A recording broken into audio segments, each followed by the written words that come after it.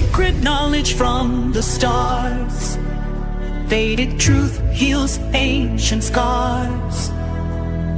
Mantras clear the karmic way, bringing light to guide each day. Let the planets show their signs as the cards and stars combine.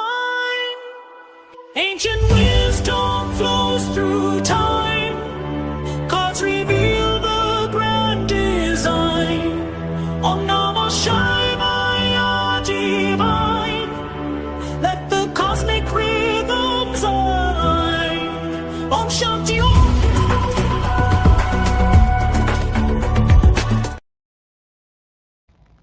Hello, everyone, and welcome to my once weekly show. My name is Michelle Marie, and I am the owner and operator of Astrological Tarot. You can find me at astrologicaltarot.com.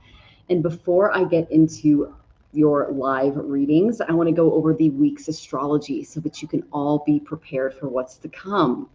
Now, the heavens are reflecting many of the stories that are unfolding in real time for us this week. We're entering a more emotionally charged week in June. On the 7th of June, which was yesterday, the moon joined Rahu, the north node in Aquarius. That began the fourth of 5 Kalsarpa periods in 2026. In Vedic astrology, Kalsarpa periods often coincide with collective intensity, uncertainty, polarization, a little bit of fear, and feelings that events are moving faster than our ability to process them. So if you look at world events, we can certainly see those themes playing out for us. There are ongoing conflicts involving Iran, Israel, Lebanon, Ukraine, and the United States, and they continue to dominate all of the international headlines. There's tensions around the Strait of Hormuz, and they remain very elevated, creating concerns around our global energy supplies, food costs, inflation, and economic instability. Diplomacy continues, but so do military actions, and they create a very intense climate of uncertainty.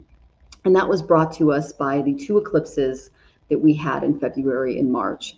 And I discussed that in earlier videos. Now, at the same time, there are also still discussions around the Epstein files, and they continue to generate public interest because it involves the elites on an international scale.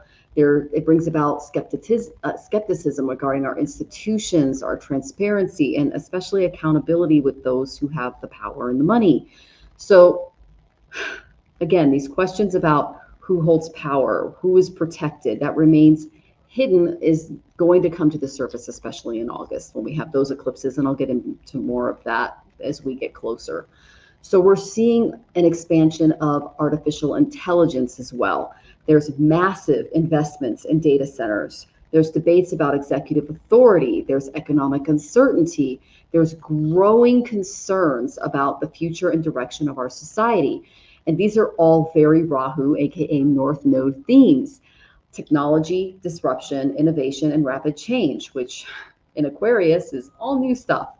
So from a Jyotish perspective, Rahu doesn't necessarily create problems.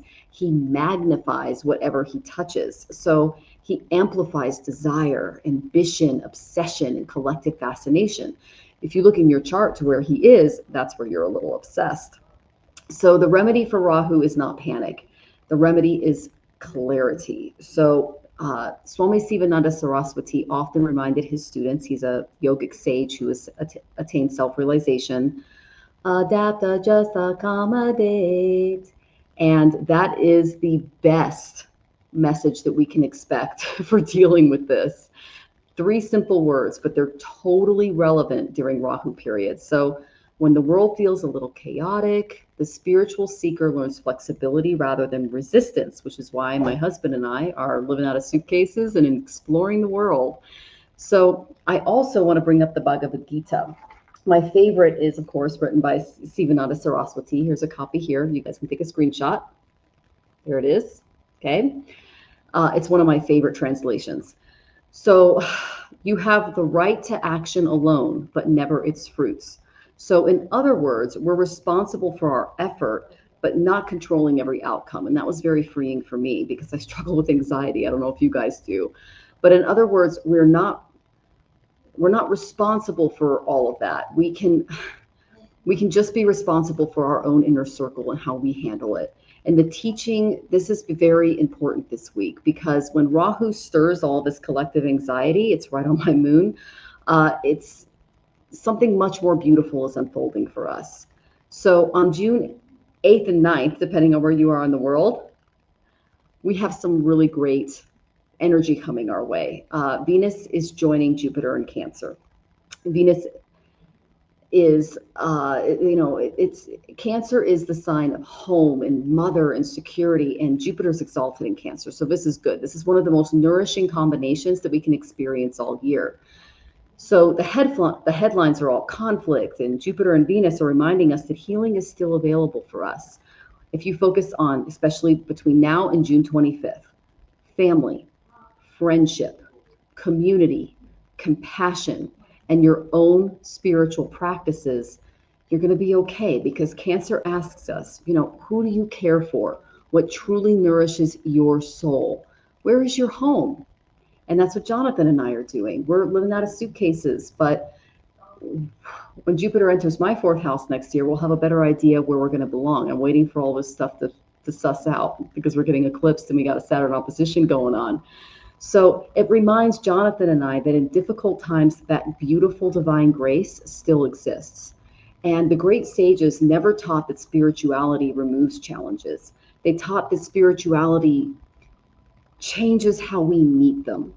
And so I looked at the Chandogya Upanishad, and it says, Tat Tvam Asi, thou art that. This same divine consciousness, it sustains the stars. It also sustains every single living being on this planet. So when we forget that truth, our fear grows, our anxiety starts to spike. But when we remember it, wisdom returns. We can relax a little more. So if you've been feeling overwhelmed by the news cycle, the political battles, the economic concerns, the climate events, or just general uncertainty regarding the future, this week and the rest of the year is asking you to find your center. This is not, do not ignore reality, okay? But meet that reality with steadiness of purpose. That's exactly what Jupiter in Cancer is teaching us. Nourish your roots, strengthen your foundations, take care of your family, take care of your health, take care of your spiritual life, because those are the things that sustain us when the world feels unstable. I mentioned this on Helen Irish Granny's channel. Benjamin Netanyahu is eclipsed. Donald Trump is eclipsed. Ted Bundy was eclipsed. Jeff Bezos is eclipsed. These are King Charles is eclipsed. These are all of the leaders coming in. Eclipses mean that they've been compromised, okay, at birth. So we're dealing with leaders that are being ridden by dark forces, okay? And because of that, I'm going to give you guys some Vedic remedies so that you can remain grounded as some of these forces start to take over. Because if your anxiety's been a little high, these are just a few simple remedies that you can do, okay? So this is a great chant that you can do. This is Narayana. He's on my altar. Isn't he beautiful? I mean, come on. Look at that face. You can chant this every day if you want to, 108 times daily via Amala. Om Namo Narayanaya, Om Namo Narayanaya, Om Namo Narayanaya, Om Namo Narayanaya. And he is basically the holder of the universe. So yeah, you can't go wrong there.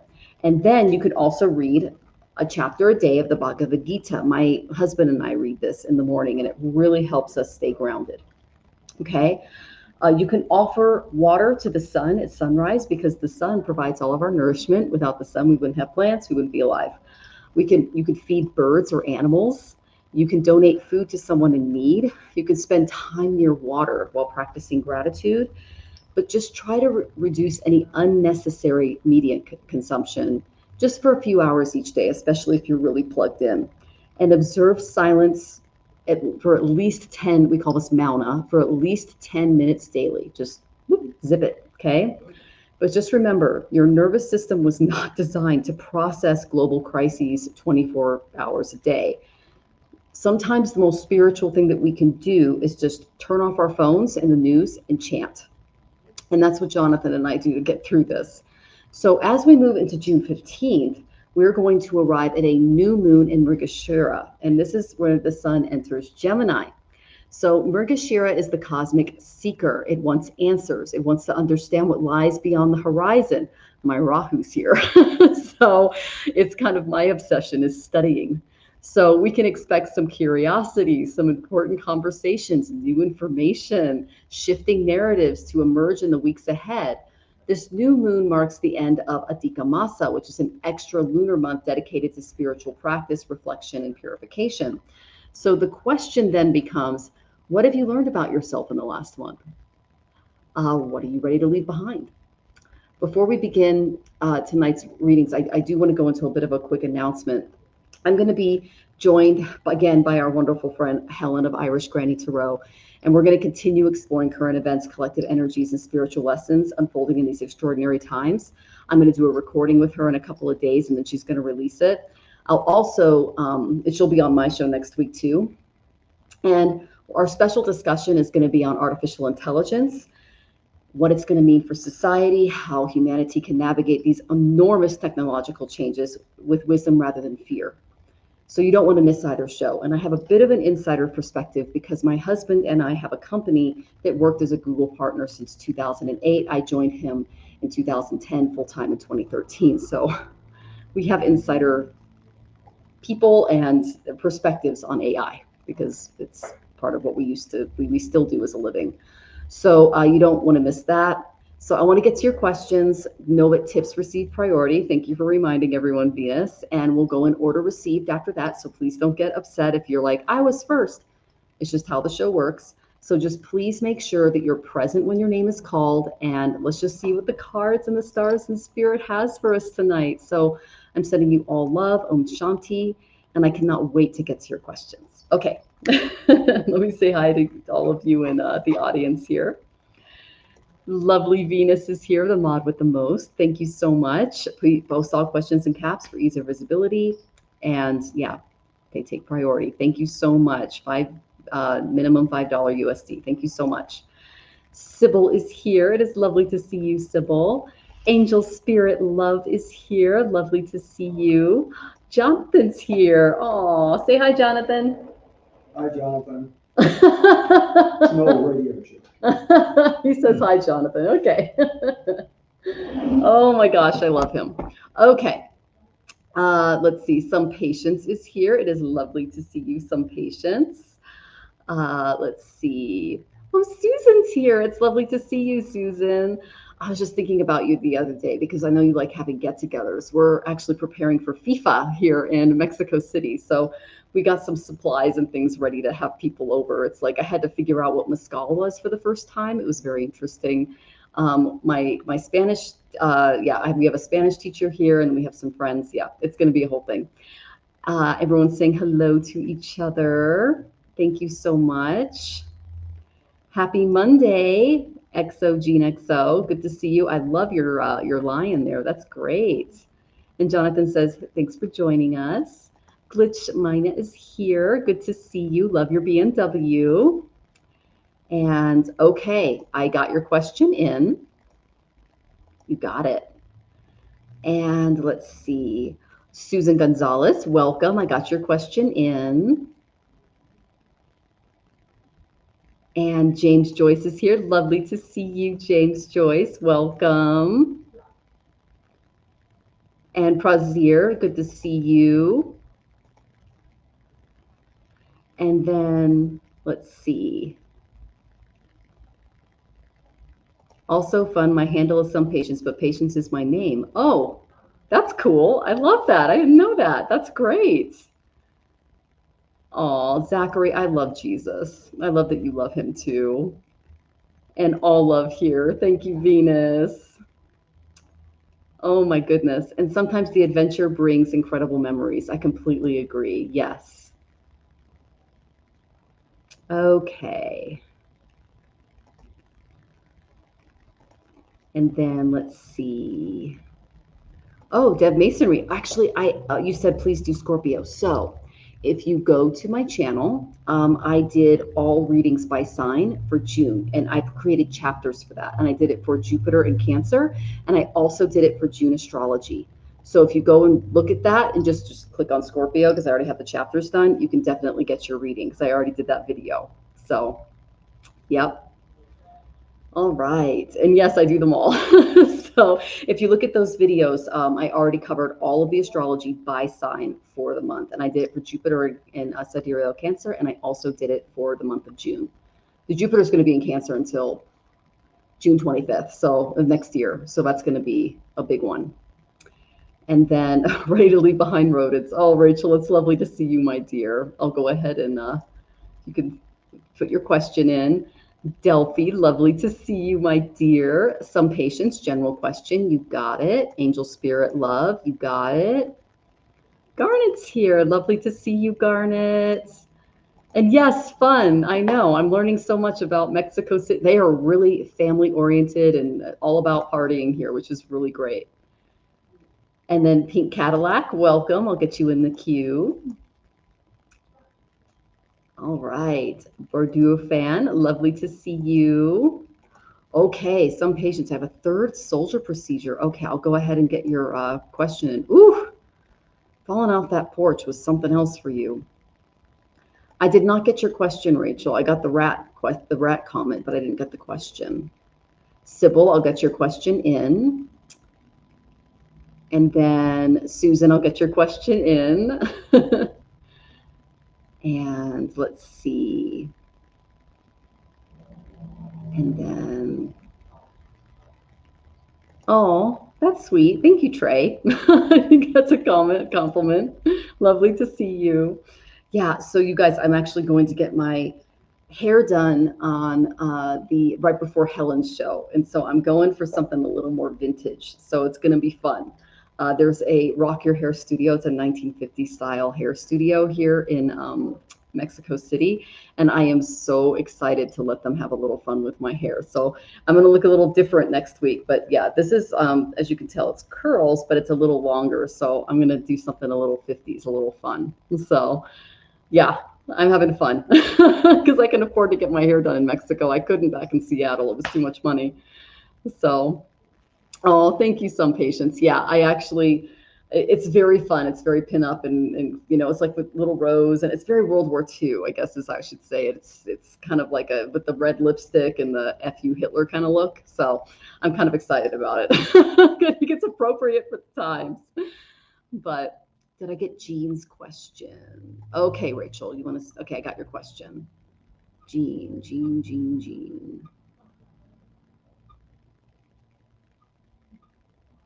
All right, XO Jean. I think I did get her question. Let me see. Yeah, I did. Coming towards your connection with I. You got it, girl. All right. Okay, so the lovely Rachel is the first tipper, and then we have Susan, and then I go in order, guys. So if you want me to spend a little more time on your question, go ahead and tip. It's $5 minimum. It's not a whole lot, and I'll give you a little extra time, but it helps the channel because I pay money for all of this. So, all right.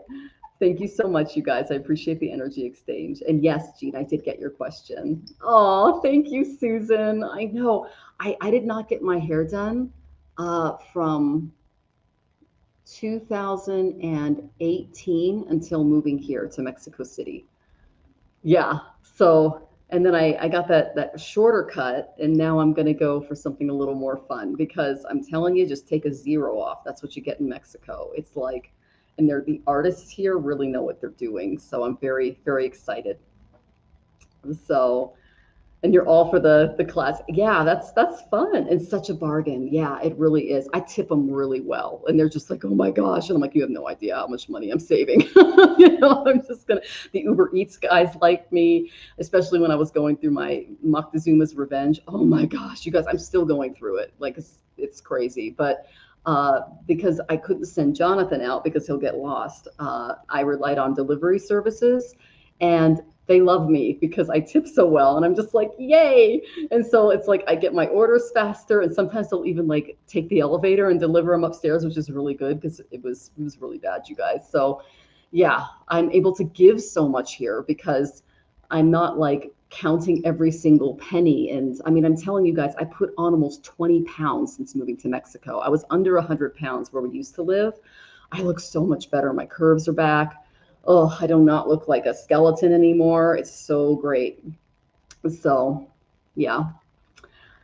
All right. Oh, Pink Cadillac. I'll go ahead and get your, thank you for your third. Thank you so much for your tip, dear. All right. Here we go. So we're going to get to Rachel's question first. I need to decide about Moth. Oh, the timing isn't great. I'm at tour at the end of June for 9 days. He's a nice dog, but he's from a bad situation. I saw the photos. That's what Rosie was in, sweetie. We got her from actually it was a laboratory. She was in a rabbit cage for the first year of her life. And she has like the little scars on her paws to prove it. And she was just decimated. And so we had to get her a lot of veterinary stuff. It was a mess, but she is the most polite, sweetest dog on the planet. And the reason they were doing all these experiments on her was because she has no genetic diseases. Like we had a full panel done on her DNA wise, and dogs that come out of those situations usually have a low disease profile, which is good. So she came back, it was like they tested for over 240 diseases genetically. She didn't have any, which is why she was basically used as a little lab rat. But she is the sweetest dog we've ever owned. She is a rescue, but she gets along with every single dog in Mexico that we meet out here, minus the pit bull that tried to attack her in the hallway, but that's a whole other story. But yeah, so I'm all about rescue. I am kind of excited, but I want to see if you're ready for this because that's the most important thing. Your heart needs to be ready to accept a new baby into your life. Okay. Okay. Just let everybody know I do spend more time on those who tip because it's an energy exchange and I want to honor that.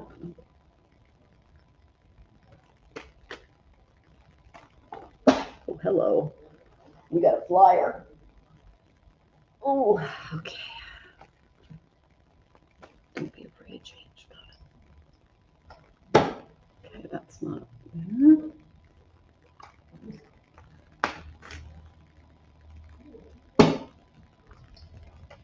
Oh, oh, that's sweet. Okay.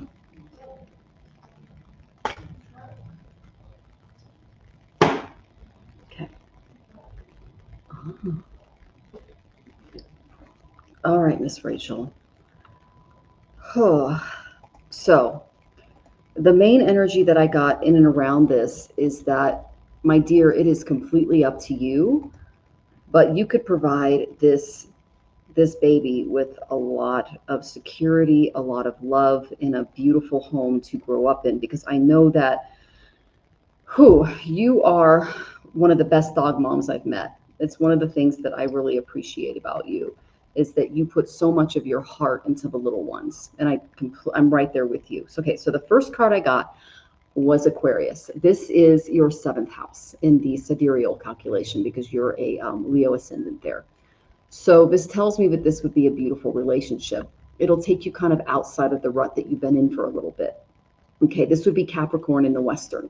All right, so it's a pretty good match for you. You're gonna emotionally see each other, is what that tells me. Then I got Death, but it came up reversed. Do not fear change, especially in this arena. There's a little bit of fear of the unknown. It's because you're gripping onto an outdated situation, aka Sir Ollie, and the relationship that you have with him. So don't be afraid to start a relationship with Moth. Okay? Then, my dear, I got the beauty card. You are going to bring so much beauty and love and life into this little guy's life. Big guy's life, I should say, because he is a little big. But because he has been in this situation, he understands that any little thing that he gets is going to be the best. You know, Urvashi was a beautiful divine nymph in Indra's court, and she fell in love with Arjuna. So but he refused her advances. And so she cursed him so he would lose his virility. And Indra softened the curse so it would only last a year. But she confronted her desires and what she needed. So this tells me that Moth is going to really appreciate what you provide them. Okay, but it's going to be beauty at a soul level. Okay. I see you getting along really well with this puppy. Now, the main energy that I got, this is what I got from Ganesha, is it's going to take a little bit of concentration on your part. Spirit will support you to solve problems regarding trying to acclimate Moth into the new environment. And you can benefit from many inventive forces that are going to maintain your work with him with awareness and focus. It's also going to open up friendships. It's going to open up relationships for you because you're going to be dealing with a rescue. So if you act consciously and you see this as a friendship, as a relationship that you're ready for, it is going to, and you stay focused on this Moth is going to bring you a lot of love.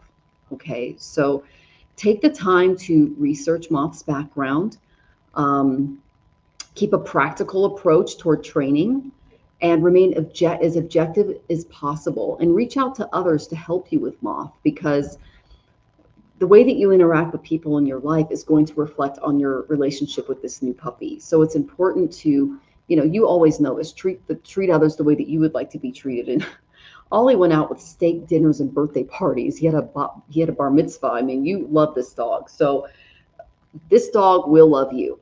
He'll love the security that you bring him. He'll appreciate you even more if you're able to put your focus on Moth. Okay, so that's the most important thing. I know that you have a little bit of a time constraint there, but it is important that training is part of that. Okay, so even if you have to hire someone like a dog walker or something like that to train him while you're gone, that is highly recommended. Or just putting off the adoption for another week until you have that bonding time is important. But I also understand that it's kind of like bringing home a newborn baby. You want to have them up against your skin. You want them feeding. You want them feeling your warmth. That's what is bringing a new dog into your home. You don't want to provide too much instability in the beginning. So make sure that you're working with someone to make sure that Moth feels that material security, especially in a new environment, and it's fully supported. Okay. And you'd love to put it off until you get back. Yeah, you could. It just depends on the owners and everything else. Like, I would recommend putting down a deposit and saying, look, I'm going to be on tour. Can you please look after Moth while I'm gone? I'm going to put down a deposit and everything else, and then I will be back because I want to give this baby the best life possible, the most stable life possible. Okay, that's why I'm apprehensive. He's getting used to being touched. Oh God, Rosie was like that.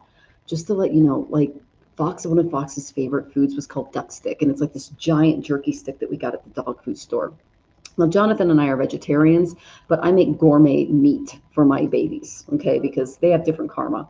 And so, and I'm a cook. I'm the cook in the family. And so all of their meals are like human grade, like gourmet meals, okay?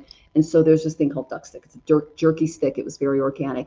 And I pulled it out when she first came, and it was a little long, and she screamed and ran under the kitchen cabinets and was just like screaming and wet herself because she thought I was going to beat her with it. And then I found out when I got the broom out to sweep, she flipped out again. And I went, she's been beaten with a broom. So I had to be careful with anything long that I was holding for months because she would literally like scream at the top of her lungs and go into a corner. And then when I took her to the vet, he goes, she's got scarring on her paws. She was probably kept in rabbit cages. I actually brought her to a friend's house who had an actual like cage with a rabbit feeder, and she like jumped in the cage and started drinking water out of it. And I just went, oh my God, this poor dog. So it's going to take some adjustment. So what I would recommend doing is putting off put a down payment down and say, this is my baby. If you really want Moth, I'm going to put a down payment down, and I'll even pay you a little extra to take care of Moth while I'm gone. And then that way, when you come back, you can give Moth your full attention, because that's huge. Rosie wasn't eating when we met her. She was under 4 pounds. She's 9 pounds normally, which is what she is now, because I make her little gourmet meals and everything.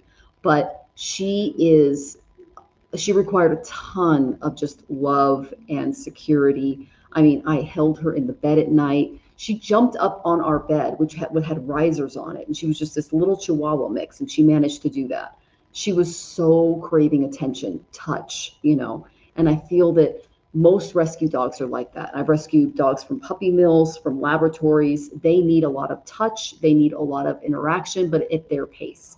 So, it's up to the rescue. Yeah, I completely agree. But if you give them the money ahead of time, because rescues are always desperate for money, speaking from experience, working with rescues, and you say, I don't want to take on Moth until I get back from my tour, so that I can give Moth the best introduction into my new world as possible. I think they'll understand. Dog wasn't abused, just severely neglected. That's a form of abuse, treated like livestock. She was treated like a lab animal, okay? Feral and a stud, yeah, just being bred. She was actually pregnant when they rescued her, and she was barely a year old. So anyway, some of the ways that people treat animals are just insane, and especially Chihuahuas, because they think they're easy to handle and they can, do all kinds of things with them. Don't get me started on dog fight rings and Chihuahuas. It's just, anyway. I had to rescue one of those. That was fun. So what I'm trying to say to you is that you want to be there 24/7 at the beginning, so that you can create a schedule and a routine for Moth. This is when we eat. This is when we go outside to go potty. This is when we go for our walkies. This is when we go to the dog park. This is when I eat. This is when you eat. We eat when Rosie eats. When we're eating, Rosie's eating. When I'm snacking, I get cheese out for her, okay? Like, we're basically vegans, but she's got the cheese, she's got the meat. She feels like she's part of the family. That's one of the best things that you can do for Moth. And food, especially for a neglected dog, is one of the best ways to really bond with them. The foster can't keep him, but I can talk to the rescue. Okay.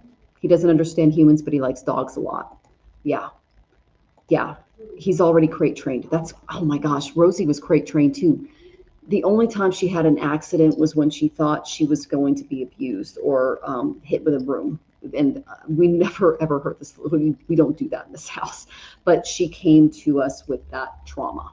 Okay. So he likes shredded cheese. Sprinkle a little bit of it on his food. Oh my gosh. Oh, and can you get me the Purina packets? They're in the top of Rosie's. So whenever we have to move, sometimes she'll get a little anxiety. And these little Purina packets, okay, it's in her bag in the closet, babe. Just bring me her travel bag that we use for the airline.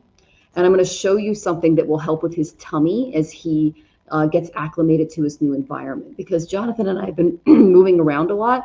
And Rosie, she has a lot of anxiety in her colon. And she'll either get diarrhea or something like that. And so these little food packets that we got from the vet really helped with her tum-tum. So let me see if I can find it here. Thank you, baby. All right, this is her little medical pack that we use for travel. It's got our antibiotics in it. It's got everything in it. Oh, here it is. Okay. Purina Pro Plan Fortiflora, especially if you're changing the diet. Another thing you're going to do is find out what the favorite snacks are. Bring the food that they've been feeding him home and mix it into the new food that you're making. Because I know that you used to make food for Ollie. We do the same thing for Rosie. Okay. All right. It's going to be expensive to get his stomach stapled to prevent the bloat. Yeah. That's why I just recommended that, because I felt stomach pain when I tapped into him, which is very, very common with neglected dogs in our experience. And Jonathan has also saved kitties and feral cats as well. So, and Pink Cadillac, I got your question in. You keep having breakdowns. It's very sad all week. I'm nervous. Honey, no, they're not jealous. They're actually part of the same species. When Bogey died, the night he died, he died actually at, was it 10:30 in the morning at the vet's office.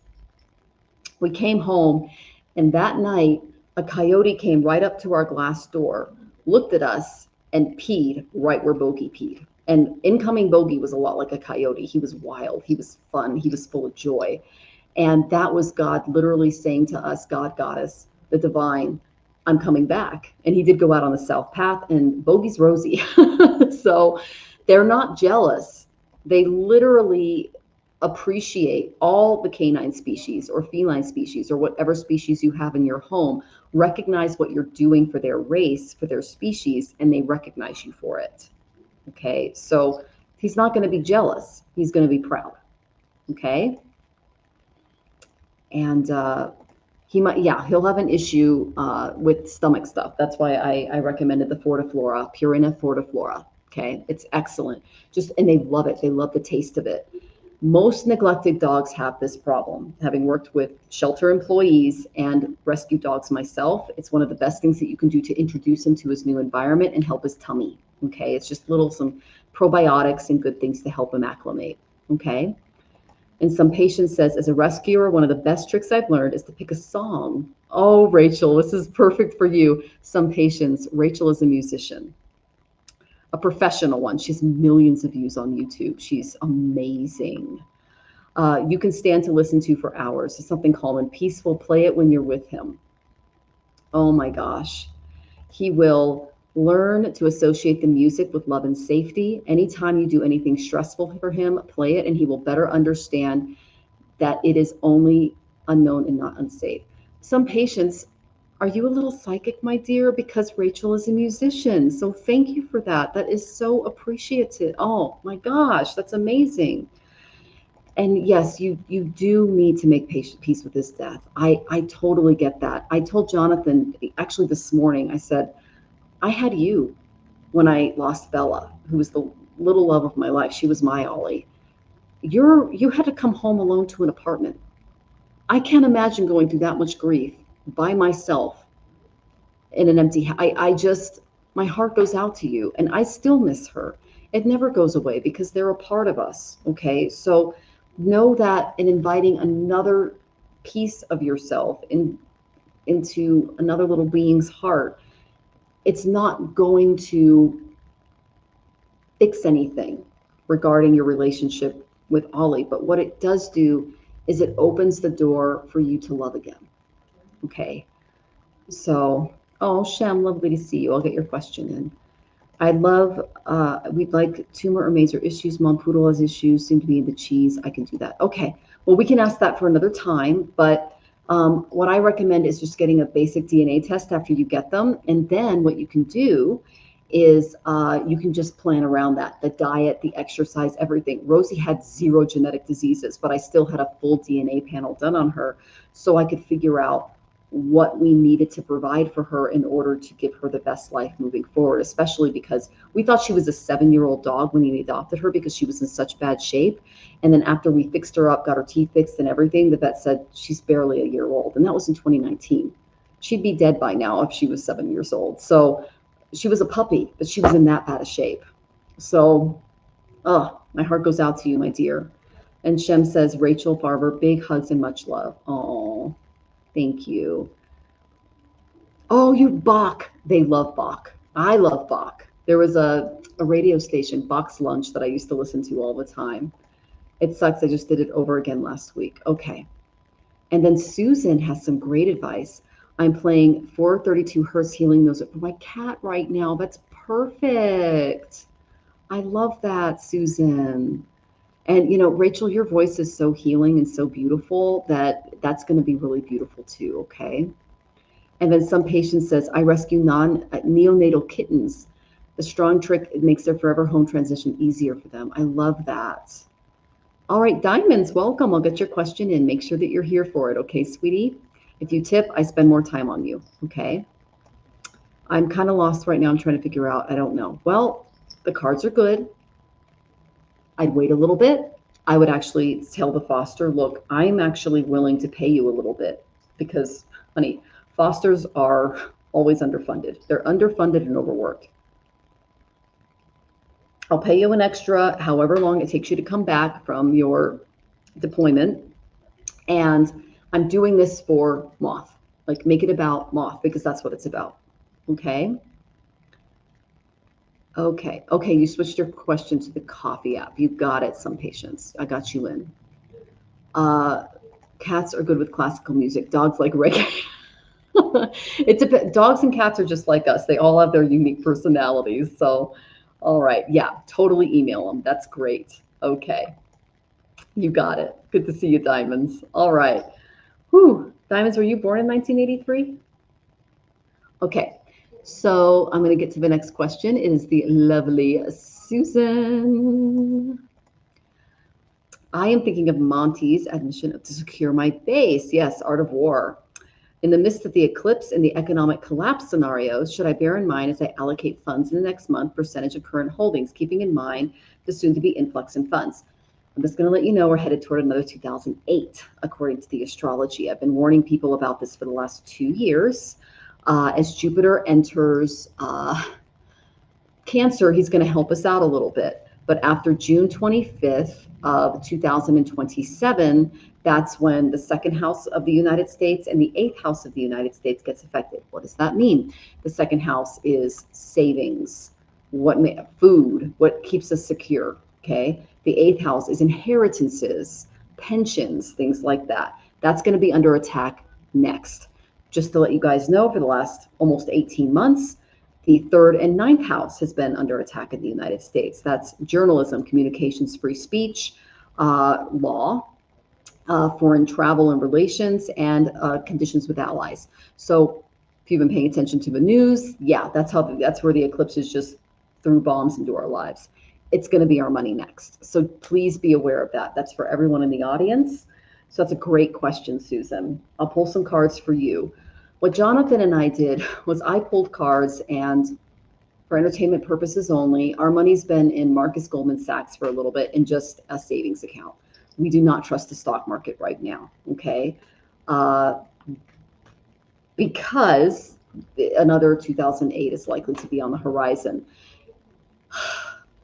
And I'm worried about Social Security and things like that. Now, Jonathan worked in ashrams for most of his life in like volunteer positions, so he doesn't make really anything in Social Security at all. So it's what I make. And so I'm not too worried about him losing it because it's like we don't have to rely on it because he did volunteer work his whole life. But we rely on work to keep us going. And so that's a big thing.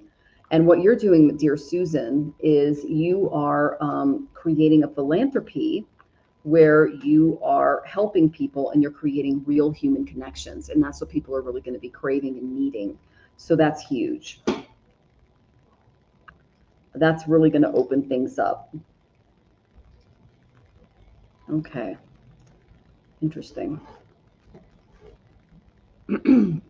But you're going to have to be really careful with what's coming out right now because it's, okay. All right. I'm getting some good cards for you, sweetie. This is good. This will help you kind of re-navigate stuff. And like I said, I've got like, God, I think it's over 100 pages of notes on your chart that I put together just because you sent me all that information. It was like, oh my gosh. Okay. Okay.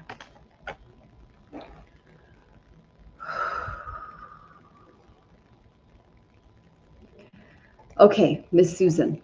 So the first one I got was Aquarius. This is where Rahu is right now.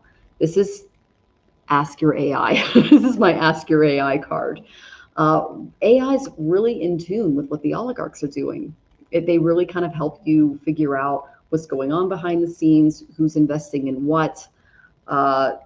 We look at banks that are looking at other currencies, that are investing in economies outside of Los Estados Unidos, things like that. Do your research, ask your AI. Claude has been a very good friend to you. So start a new chapter with Claude just based on finances. And every single time you try to make a financial decision, get your karma cards out, get your cards out, ask a few questions there, put it into Claude. and then say, these are the banks I'm looking at, these are the investments I'm looking at, these are the things that I'm looking at really putting into my portfolio, because it's going to be a mess between December 5th of 2026 and then for 18 months after that. Okay, so that's where the eclipses are going to hit. Okay, right now I got the Queen of Wands, but she came up reversed. Now this tells me that it's important that you involve other people in your financial decisions and try not to take everything on yourself. It's important that you don't alienate yourself or try to become too independent. You're going to want to invite other people into your agenda, because they're going to help you see things that you would not necessarily know is going on, because that's their realm of expertise. Okay. The reason I say that is the next one I got was the Ace of Wands reversed. Okay, so your current plan of action, there's some blocked creativity or understanding there. Tells me that you're also a little burned out, and it's causing some indecision. You're a little frustrated, a little helpless, possibly. I mean, when I get this, it tells me that, my drive is a little low. Okay, so focus on your root and your sacral chakras. Those are important as you go through this, and invite other people in. Why do I say invite other people in? The main card I got for helping you navigate this energy was the Three of Pentacles upright. Okay, this is about skill and collaboration over status and trying to do everything yourself. Okay, this is about working with others, especially with business, and conscientiousness through teamwork. So it's important that you use that beautiful throat chakra of yours, and not just for singing, but also for collaborating, and allow other people in to provide their input regarding your financial status at this time. Okay. All right. Then I got the desire card. Okay. This tells me, let your desires be known. Definitely focus on what you would like to see when it comes to your organization and what you're doing, but don't let it blind you. Okay. Because whenever I get the desire card, it tells me that, this is something that, it's your ambition is very intensified. And innovation comes from thinking differently, because I got that Aquarius card. So don't burn any bridges impulsively. Invite other people into your vision, because that's really going to help you navigate next steps. Okay. And then the last card I got for you is really good. I got the self-study card. So this is Eklavya. And when he appears, mastery is forged. Okay. So this tells me that there is a commitment that you have to this, to your inner mastery. And so doing your independent learning, your skill building, your entrepreneurship is still very much favored. You've done a lot of work and interest in this area, and your persistence will bring recognition in time, even if progress feels a little slow for now. But inviting a team in, inviting people to help you see things that you may not be seeing, because you're a go-getter, you're fiery. Whenever I get the Queen of Wands reversed, it tells me that you are burning yourself out over this. So it's important to share the labor. Okay. And also incorporate your self-study in all of the research that you're doing with Claude to help you integrate that into what you need from your team. Okay. So there is a financial collapse coming. It's not going to be good. I've been warning people about it for a while. Monte sees it in the sky as well, because we're astrologers. We can see it. But like Jonathan and I, we're not in the stock market. We're not in any risky CDs or anything high right now. We put all of our money in basically just savings until this basic collapse happens, and then we're going to then invest. So that, but again, for entertainment purposes only and astrological purposes only, that's what we're doing. I eat my own cake. So I eat my own cooking, so to speak. So that's the best advice that I can give you. Let's see what you have to say here. I've been meeting with folks today every week to get a good thought circle board members. That's excellent. I've taken every week very slow to recoup. Yes. Not all of them. Not all of them are secure. Okay. So it's important to really research the banks you're going to, especially if they're small credit unions or institutions. We went with a huge one just to cover our butts. Okay. And I'm actually following There's Marcus, Goldman, and Sachs, and they have been talking about the collapse of the American economy for a while, if you follow their podcasts, and they're investing in international securities, markets, and middle classes. It's a whole thing. So I do my intellectual study, and then I pull cards, and that's how I do it. Now, we're not going to be there forever, but it's just a placeholder.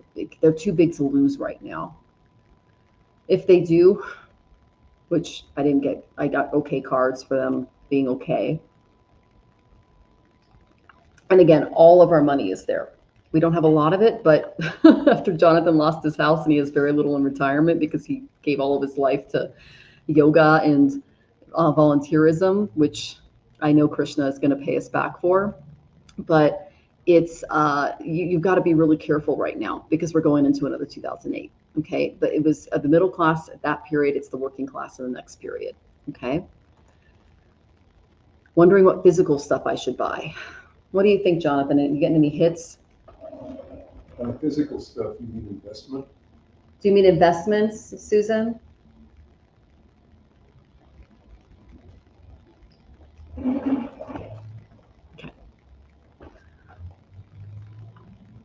I know it's a bad year for stock, goat, sheep here. Oh, okay. I know it's the year of the fire horse, I think. Yeah. Food, building materials. Oh, that's going to get hit hard. It's going to be very expensive after December 5th. So if you want to store those things up, do it now. That's actually, you are so psychic, Susan. Oh my gosh, that's the second house of food and building materials. So absolutely 100% yes.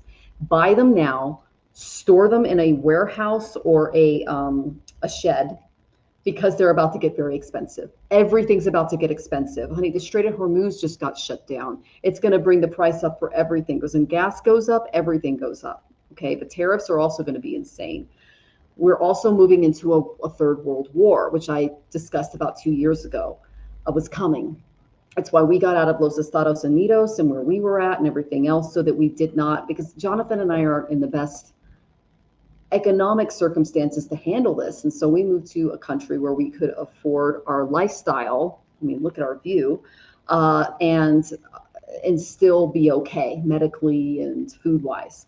Just to let you know, like I can get a giant papaya because that's my favorite food for IBS for just take a couple of zeros off here in Mexico versus in Los Estados Unidos. I can get a giant bag of, because Jonathan loves pasta, penne pasta for like $1, you know. I can get, I mean, it's like living in the 90s again here, you know. It's our bills have gone down substantially, and we needed that because most of our savings would be gone if we'd stayed in the United States.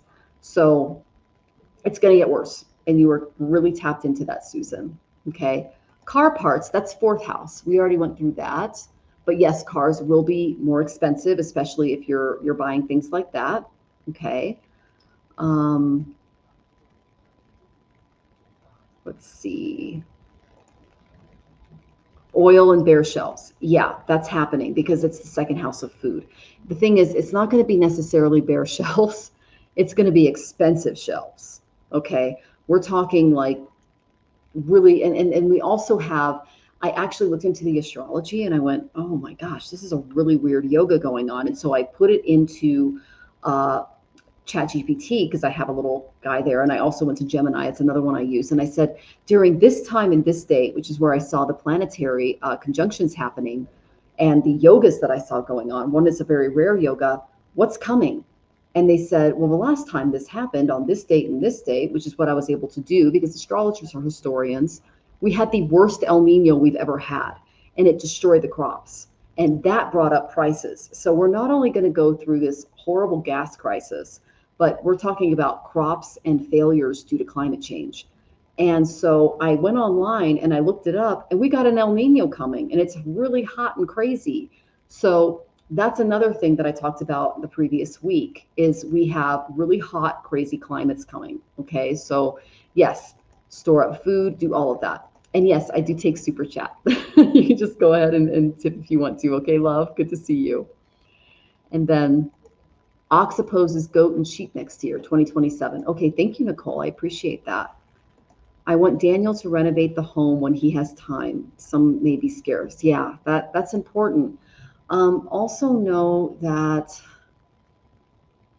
I mean, I love your business plan. I think it's one of the best ever because you incorporate Christianity, which is right in line with Project 2025, but then you're going behind the scenes and saying, hey, I'm going to help you out. So it's brilliant, Susan. A lot of people are going to need this, especially women and children, because a lot of those programs are going to get hit the hardest. So,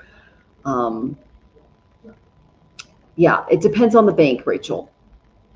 Yeah, it really does, because it depends on where the CD is invested. It could be invested in the market. So make sure that your CD is more conservatively placed. That's all I'm saying. Okay, we're just being super conservative because Jonathan lost his entire fortune in 2008. He was a millionaire. He met me in 2010. He was poor. And I don't care about stuff like that. I care about his yogic lifestyle and the fact that he's a really good person. But it was devastating for him because, you know, he is a brilliant guy. So Claude thinks the portfolio coming my way is very good. Augmenting with AI investment, hedging against the dollar as I can. Excellent. That's very good. I know that there are countries, I know Japan, China, and South Korea just came together to create their own currency. That was a few months ago, and they want to supersede the dollar. That's kind of like their version of the euro. I know that the UAE has the highest currency to speak of, but because they're getting attacked right now and at war and their gases and everything else is being attacked, that's a little bit, you know, more questionable. It's in Marcus. It's FDI. Okay, I already pulled cards for Marcus. That's where our money is, honey. So I think you're going to be okay. And yes, love, I do. I said that a little earlier. I hope you caught on to that.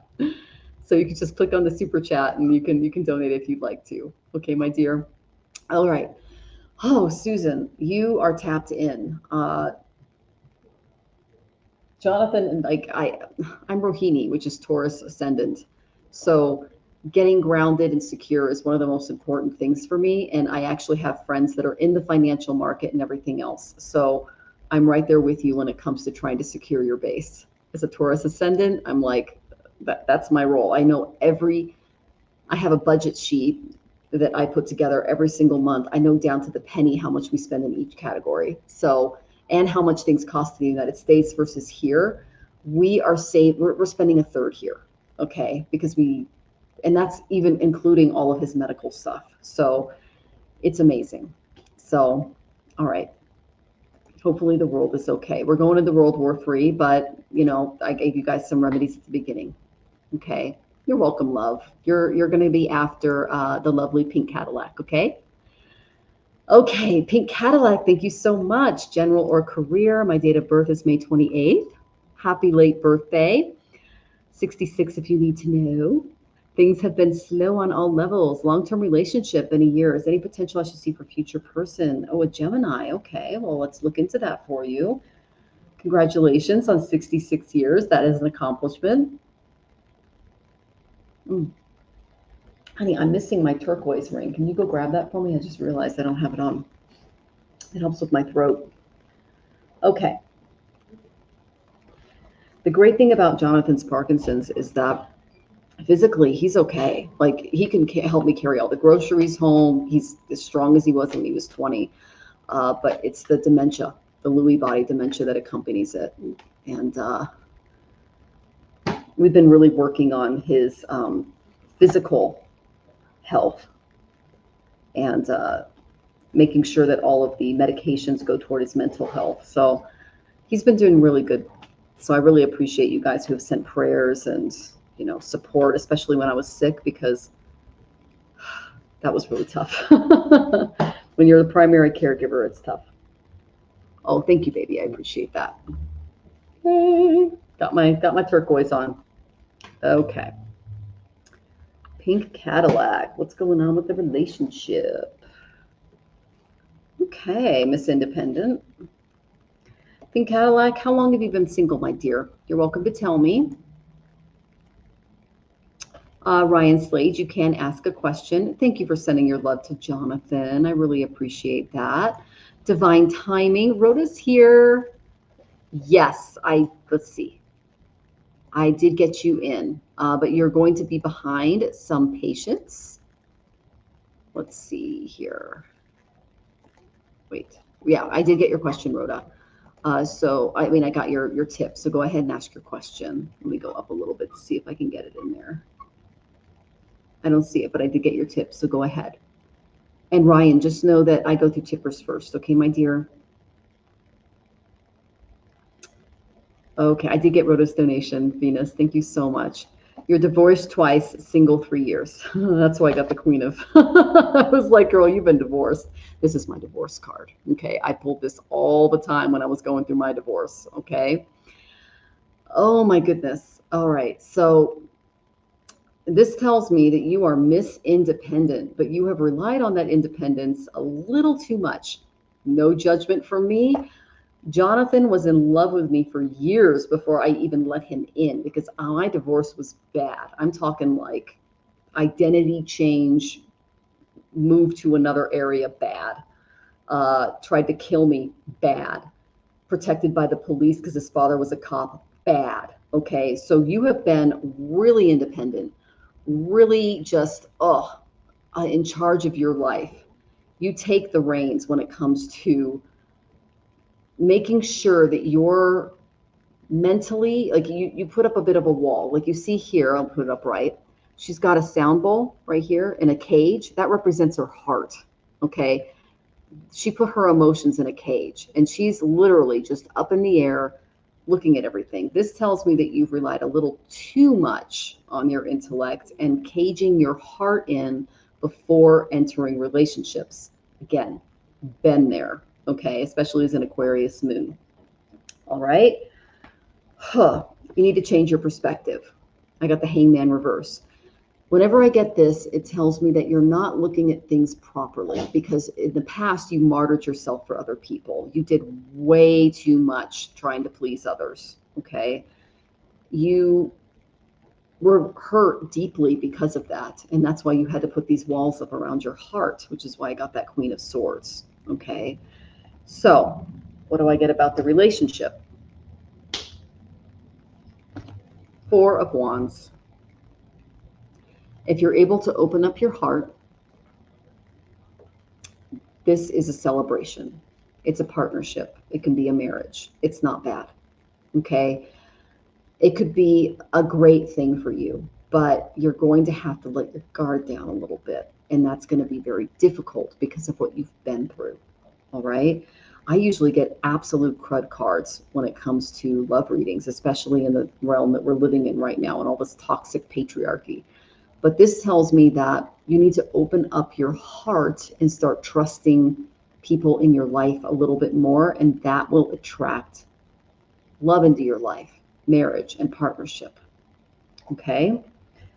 That's the main energy that I got in and around your relationship with this particular person. Okay? Oh, let's pull one more. Very clear. All right. Was the person that you were with, did they take advantage of you financially? I got the greed card. This would be someone who was very dishonest with the financial situation and not great. Okay. Oh, you're having financial trust issues. There you go. There you go. Greed card. Okay. It's important that you protect your finances from greed, okay? Protect them.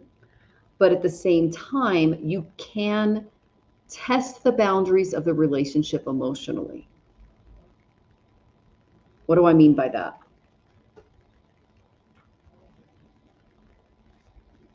Find out who they are and how they feel about money.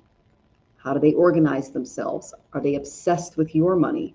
Do they tell you, you need to pay, you need to do this, you need to do that? If it feels parasitic, then back off. If it feels like you're maybe clinging on to a past relationship because they took advantage of you financially, learn from that and then ask yourself the questions that you would have asked that younger self. Journaling helps. What I do is make a column. Okay, go, if you have a notebook, make a column. These are the things I'm looking for. These are the things I'm not looking for. And then create some questions that you can create when you're on dates, when you're talking on the phone, when you're trying to open up this part of yourself, and pay very close attention to how they answer. Pay attention to their body language, how they act about it. I lost my financial identity in my first marriage, so I know exactly where you're coming from. It's important that you don't let it dictate the rest of your life, okay? Both partners left me with nothing. Yeah, I was homeless. I didn't even have a car. Took my car. I was relying on my car, and then I had to move it to a storage unit. And then I had to live in the office because they devastated me financially. Okay, I am right there with you. It's gonna color your world a little differently, knowing that they can get away with that. So take the lessons that you learned from those relationships and create some questions that you would have asked your lower self, like your younger self, I should say, and do so in a way that is not confrontational, but just curious and interested. Okay, so that you don't rattle the cage a little too much. Okay. Okay. Mariana Isavinik, welcome, welcome. I went ahead and got your question in.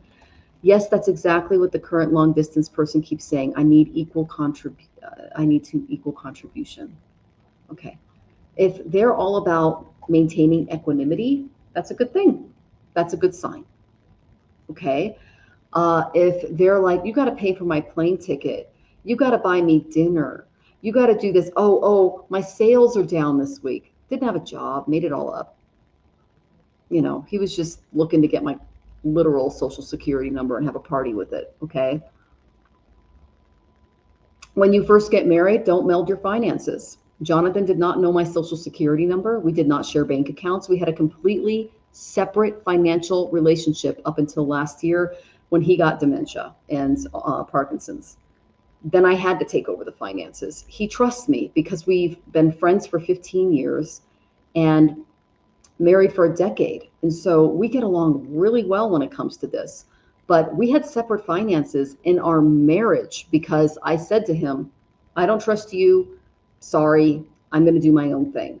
It actually worked out really well because I took on a lot of fiscal independence. And when he needed help, I was able to bring him into my portfolio and I doubled our money. So it's a good thing when you kind of keep things separate in the beginning. All right. You can still be in a relationship and keep your finances completely separate. Okay. Something to consider. Okay. Okay, Miss Rhoda, got your question in. Preet Singh, got you. Good to see you. You can ask a question. Go ahead. Know that we do tips first, and then I go in order. So we have a long list, okay? And then I'm going to go ahead and close questions because we have 17 questions in. I'm not going to be able to get to all of them, but unless you tip, I'm not going to get to your question at this point, okay? Is he trustworthy? We've not met yet. Yeah, meet him. I got 4 wands. Go ahead and do it. I'm serious. This will help you not only with your boundaries, but with the overall way that you see relationships moving forward. Girl, you've learned your lesson. I have too. I married Jonathan and kept our finances separate for a long time. And I got 10 of Pentacles reversed. You have been hurt very, very hard in this area. Keep the finances separate and get to know this person because they're here to teach you something. Okay? They might be going through some family issues of their own when I get something like that. But do not take in people that are just looking for a handout, okay? You'll be able to tell pretty early because you've had this experience, okay? But before meeting them, like I said, create that column, do that notebook, and ask them very specific questions. If you have access to AI, that would be like, you know, whether it's Claude or Gemini or ChatGPT, whatever platform that you use, say, this is my scenario. Create a list of questions in an empathic and relationship forward way for me to ask this person before I meet them and create this connection. You got to be careful with long distance because some of these people can be predators. But when I get 4 of Wands, it tells me that you are marriageable. You just have to create those boundaries. And this person is going to teach you something. Okay. So yeah, big question night.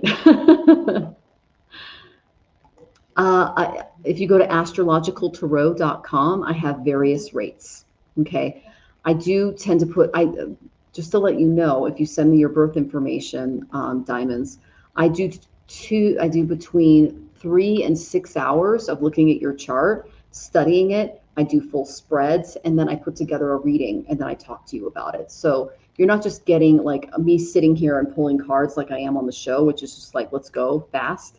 I put a lot of time into each reading. So Sundar, welcome. And you're welcome, Pink Cadillac. Thank you so much for sharing your energy. And thank you, Venus. There's my website. I appreciate that. Know that you're going to get a very, very concise reading from me, and that I put a lot of energy into it. Okay. Boundaries are the issue you touched. He has to help me with speaking up with my needs. Excellent. You got it. Okay. Love it. All right. So, some patience is next. So let me go ahead and get to your question. And then we have love. It's 43. And then we have Rhoda. Yay. It's divine timing. All right. So let me find the lovely some patience. I switched my question to the copy app. Okay. Let me see if I can open it up. What to prepare for? Good news for me that I'm not keyed into. You got it. All right. Let's check that out for you. Some patience.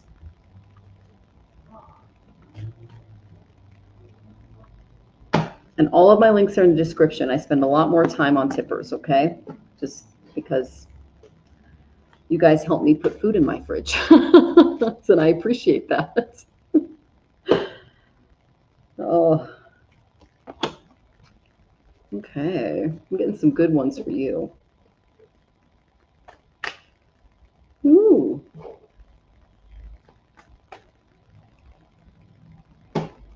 Very clear. Okay. Good news, no towers. Okay. All right. Some patience. Patience, my dear. First card I got, Aquarius. And then it got followed by the love card. What does this tell me? This means relationships coming your way, but in your case, in my opinion, this is a self-love card. This tells me that you need to spend more time doing things that are just for you. You have been giving so much to others throughout your life that it's important that you remember your divine origin. You know, Radha's love transcended form and time and possession. She loved without expectation. She embodied devotion.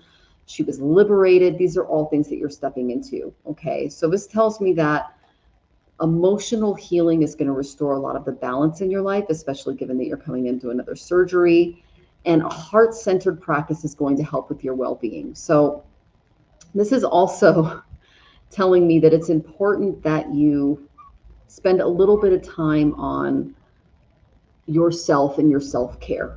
Okay. Like love yourself and do things like pretend that you're in a partnership with yourself. Okay. This, I mean, I had to do this for me when I was after my divorce. I deserve to do these small things for myself in order to feel like I'm whole, like I'm here. Okay. The third procedure is outpatient. Yes, that's great. Focus on that self-care, but they're telling me to do something that makes you feel really great about yourself. Okay. This is a little weird, but ask AI about it. You know, like this is what I'm going through. And I mean, even if it's getting your hair done, which was one of the hardest things for me to do, because I during COVID, I cut my own hair and Jonathan's hair. I came to Mexico and it was just like, I'm going to do something for me. I'm going to like have someone else cut my hair. You know, I'm going to, when I broke my leg years ago, I let someone do my toes, my feet, because I couldn't get there because they were all messed up. You know, little things like that. So take yourself out for a spa day. Okay. Make sure that it's in alignment with whatever you're doing health-wise, but allow other people to pamper you. Okay. Do something that makes you feel beautiful, that makes you feel like you're connected to your body again, because you have been thrown out of it pretty freaking hard. Okay. So think of something innovative that you can do, something you've never done before, because that's what Aquarius is all about. Then I got the lovely Page of Wands energy. Look how happy she is throwing that baton in the air. And look, her shoulders are in full range of motion, which is great. You know, I have actually a injury in my right shoulder that needs surgery, but I haven't done it. The reason for that is life. So if you're able, after this surgery, you're going to be able to throw that baton in the air. You're going to be able to get a lot of things done that you haven't been able to before. But the page tells me that you're going to have to start from like when you were a teenager, when you were younger. You're going to have to learn the use of it again. You're going to have to do a lot of occupational therapy. It took me about a year and a half after one of my surgeries to just raise my arm above my head. That was a huge deal. It was a different type of surgery. I had a double mastectomy, and it took me a year and a half to do this. So it's a lot, and it's going to take some time to get back into that. Okay, so this is all about love flowing without fear. It's about really enjoying the nuances of your new body and what the surgeons are doing for you, and trying to find a little fun in it. Okay, I love my favorite part of recovery when I had injuries was my physical therapist and my occupational therapist, because I tend to like overdo things, and they coached me through it and helped me through it. And I feel that that's going to be really fun for you, because again, she's throwing the baton in the air. Her shoulder's doing great. Looks like I woke up on the ground. LOL. In the last 2 weeks, I've been able to brush my hair. Yay! That's huge. I remember going like this to brush my hair when I had, it was a whole thing. Or like I would just like put the brush in the thing and go like this. I'm right there with you. It's crazy having to come out of this. And then the fact that you also had your legs involved is nuts. Now, this is where they're warning you. Okay, my dear, this is where the guys are saying, look, pay attention to this. Pay attention to your money. Don't be too giving right now. Okay. You have more than enough on your plate. You're a giver like me. Okay. I've been screwed out of a lot of money throughout my life, because when someone cries uncle, I'm the first one to go, oh, honey, what's going on? Are you okay? Watch the money. Okay. Especially if there's a female in your life that's coming along and going, sob story, sob story, sob story. Honey, you are the sob story of sob stories. Breaking both arms and legs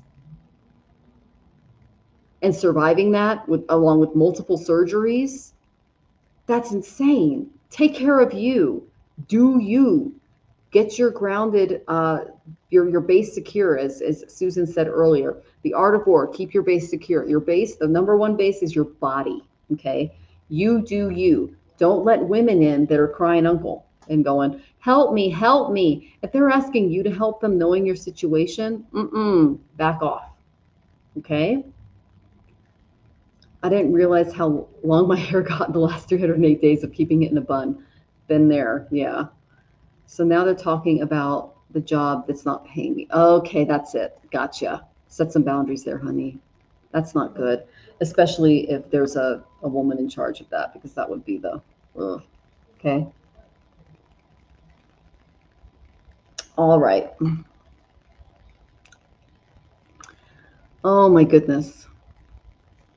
And you spent half your day with AI. I love that. Isn't it great? It's so much fun. Barbara, lovely to see you, dear. Welcome, welcome. Yes, and you do get rewards on readings. Yes, thank you, some patience. Thank you for being a member. That's why I spend more time on you. And you can still send a donation. Yes, I'll spend more time on you, okay? All right. So I hope that was helpful, my dear. I'm sending you tons of love. And let's see. Speaking of, let's see. Speaking of love, love is next. Okay, and then we have Rhoda. What is coming in for my spiritual journey? Ooh, I love that question. I mean, that's why we're all here. A human birth is very hard to get. So we're very lucky to have taken on these births and to learn what we can from them. Interesting.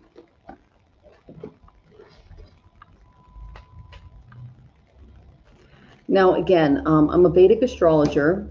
I have a degree in it. It's a little like people in India contact me for marriage and partnerships, um, remedies, everything. So I am 100% vetted. And I spend hours, like a full day before I give someone a reading, literally looking at their chart, getting all my books out. I incorporate, what I do is, like my last reading, I did about 50 pages of notes because I just go and I put everything together that I see in the person's chart and what's going on in the sky, and then charts because I look at the Varshapal, which is the annual chart and what planets are in charge. I look at the Vimshapak. It's a whole thing. There are hundreds of charts in Vedic astrology, if not thousands. And depending on what they ask, I spend all of that time in that area and in that arena getting it down. And then I put all of my dictorial notes together and I say, this person knows nothing about this subject, help me. And then they put it in English and then I go in and I edit that. So it's 6 to 8 hours of work for an average reading, like an hour reading with me. I go a little, I'm an overachiever. It's my thing. It's Rahu in the third house, Mrigashira, actually first house actually, but yeah, I'm a little nuts when it comes to stuff like that. But so when you get a reading from me, it's a lot. And you get a recording and everything else. Okay.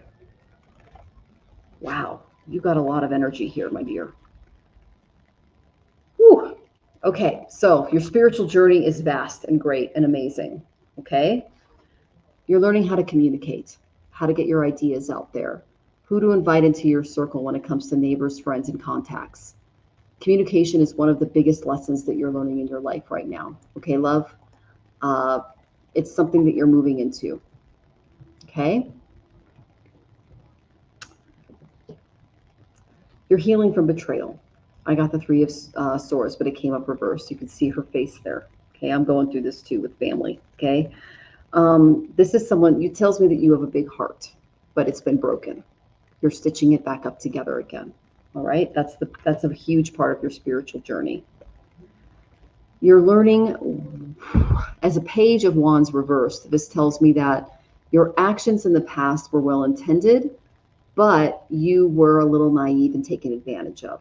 Okay, so you're learning who to give your time and your efforts to without allowing them to become parasites in your life and turn you into someone that they can use as a tool and as a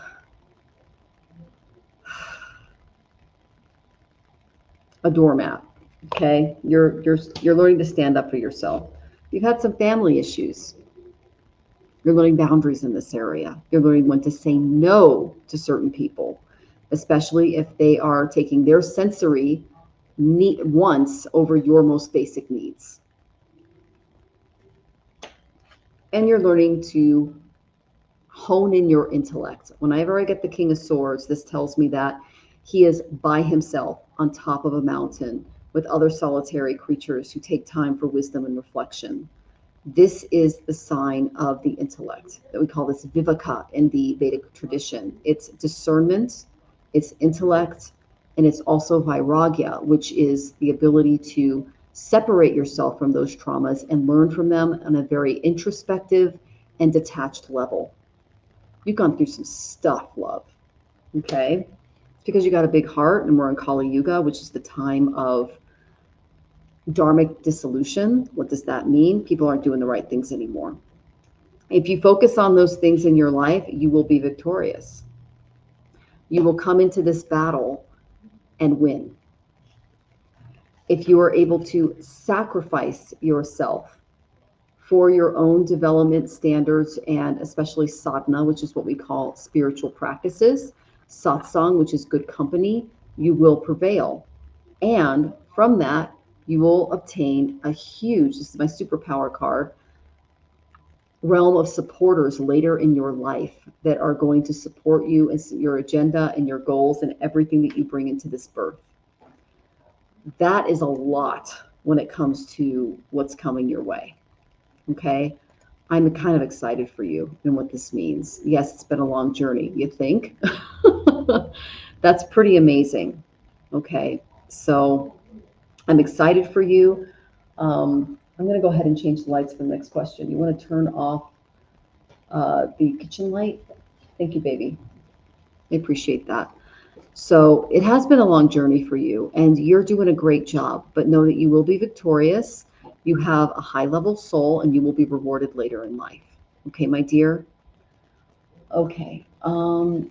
Let's turn off this light so that they can see the Mexican skyline. We had the most beautiful lightning storm today, you guys. It was just incredible. I mean, it was one of the best things that we've seen. It's the storm season. Oh, keep that light on, sweetie. You want this one off here so you guys can see the Mexican skyline. Ooh, there you go. Isn't that fun? It's beautiful. Okay. All right, love. You're always welcome to schedule a reading with me. I'd love to tap into your energy and what you're going through. Okay, my dear? Oh, my goodness. Whew. Whew. All right, our next question belongs to Miss Rhoda. Let me find you, my dear. The most important messages I need to hear right now. You got it. Okay. And then let me go ahead and put a little different lighting here. Now, do you guys like this or do you like cinematic?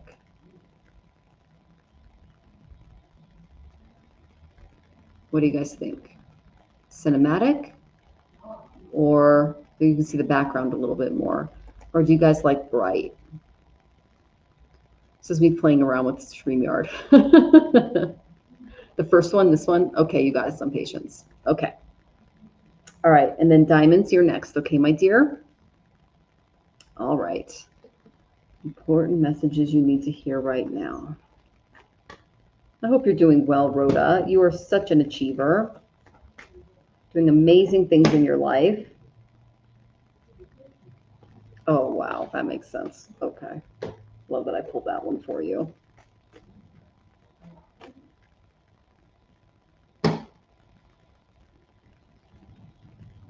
Ooh. Okay.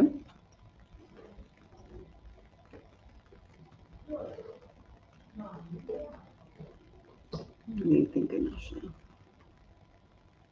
I appreciate you all so much for being here today.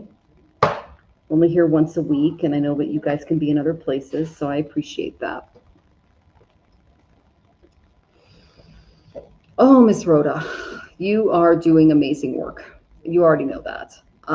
But the first card I got was Pisces. You are here to do a lot of spiritual work. That's what you came here for. It's fully supported. Everything that you're doing spiritually, and this is also the card for asylums, hospitals, addictions, etc. If I look here, you're part of something overwhelming. That's really what's telling you. Is when people come down here and their emotions, their mental states, everything else that's going on in their life is just so much. You can help them re-navigate because you went through that in your own experience. Okay. Then I got the Justice card. Oh, karma. You are here to really pay it forward. Whenever I get the Justice card, it tells me that you are doing absolutely everything you can spiritually, because I got Pisces, to right the wrongs and to provide balance in people's lives, which is a very good thing to have.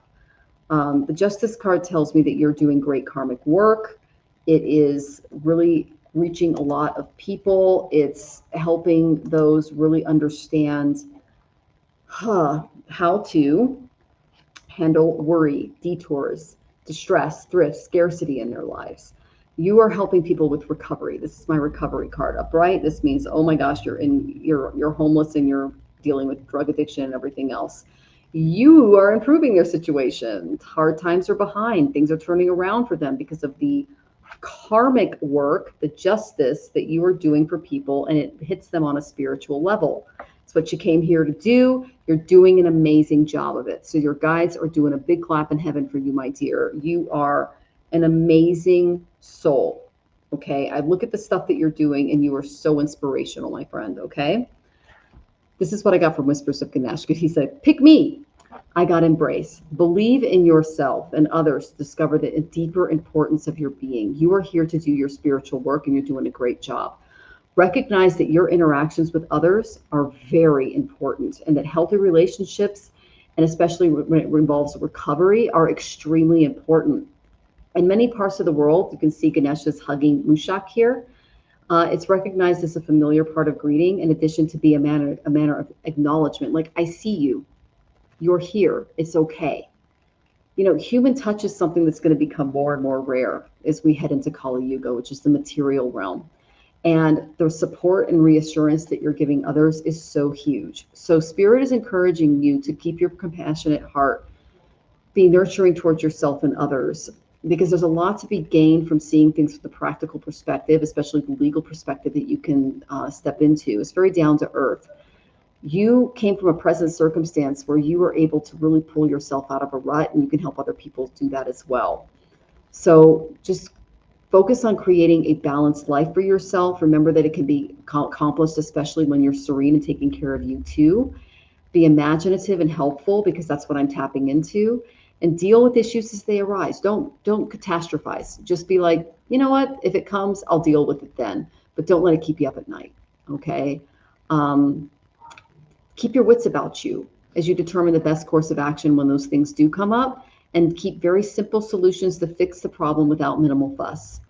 So, and healthy relationships mean so much to you. You've never had those before I got clean. I totally understand that. So know that there is an exchanging of energy that takes place when you give and receive at the same time, and you're learning boundaries in that area. So your hugs are healing, your connections are healing. You understand that healthy relationships require a lot of work to maintain them, not just on you, but on their side as well. So, you know, it's important that you take that acknowledgement and that support and that reassurance from other people, and that you return it equally, because you're learning those boundaries. Because when they're breached and when you're dealing with those things, it's just Spirit encouraging you to be nurturing towards yourself and others, and create a more balanced life for yourself in the interim. I'm trying to pray whatever is best for my highest good. Yes, this is for your highest good. You know, you have a really great mom based on what I've seen on Facebook. So, you know, you learned a lot of love and affection from this person. You got a really good one. So the best way to show your support is you're an expert at comforting and consoling. Your mama taught you that. And that exchange of energy that takes place, you were able to give and then receive at the same time. It's going to heal yourself, your family, and everyone around you. So, I love tapping into you, because you are such a brave and beautiful soul. You really are, my dear, and you've come through so much of it. And when I pull Pisces, it tells me that you're just a very sensitive spirit, and that's why you went into those escapism techniques, because Pisces, they tend to escape. They tend to try to like blot it out through substances, when if they learn to deal with it in a way where they project boundaries that are very healthy, and for not only for themselves and for others, they're able to create a more familial and nurturing atmosphere. And that's what you're learning in this birth. And then you're able to take that and help others. So I think you're just a beautiful person, my dear. I love tapping into your energy, and I'm so glad that you're here. Oh, you guys, she's really cool. Oh, okay. You do have the best family. Yeah. Today here, blessings along with the blessings. Yes, that is excellent. Oh, I love that. And yes, dear, I am still live, and you are next. Okay, diamonds are a girl's best friend. You are next. What did the call from him mean? Will he reach out by email? His birth year is 76. Mine is 88. You got it, girl. Okay.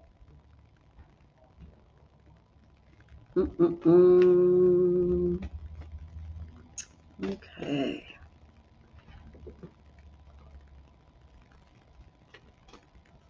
So he just turned 50. He'll be 50 this year. Okay, and you're in your 30s. All right. What is going on in this relationship for Miss Diamonds?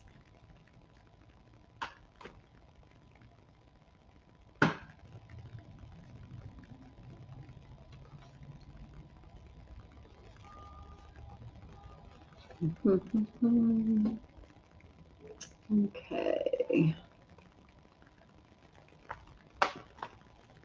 Are you juggling a lot right now, Diamonds?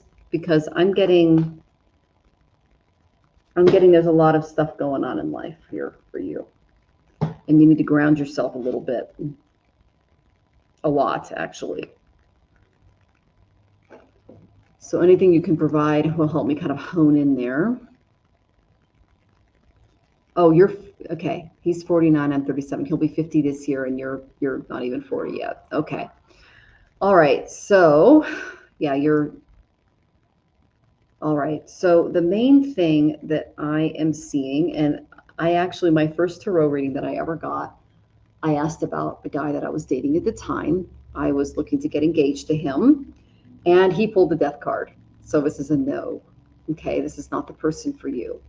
You're going through a lot of transformation in your life right now. You need to reevaluate this. It's not the best for you. He called me during transfer, and I just recently moved across country to be closer and near to him. Yeah, you're juggling all of the responsibilities for this relationship. Now, don't unground yourself for someone else. He's older. He should have made the step. Okay. I'm getting really bad energy for this. When I pull Mudlahara, it tells me that you're not even considering your base needs, and you're juggling a lot to make this happen. Let's see what you have to say. Oh, he's in prison. Girl, what are you doing?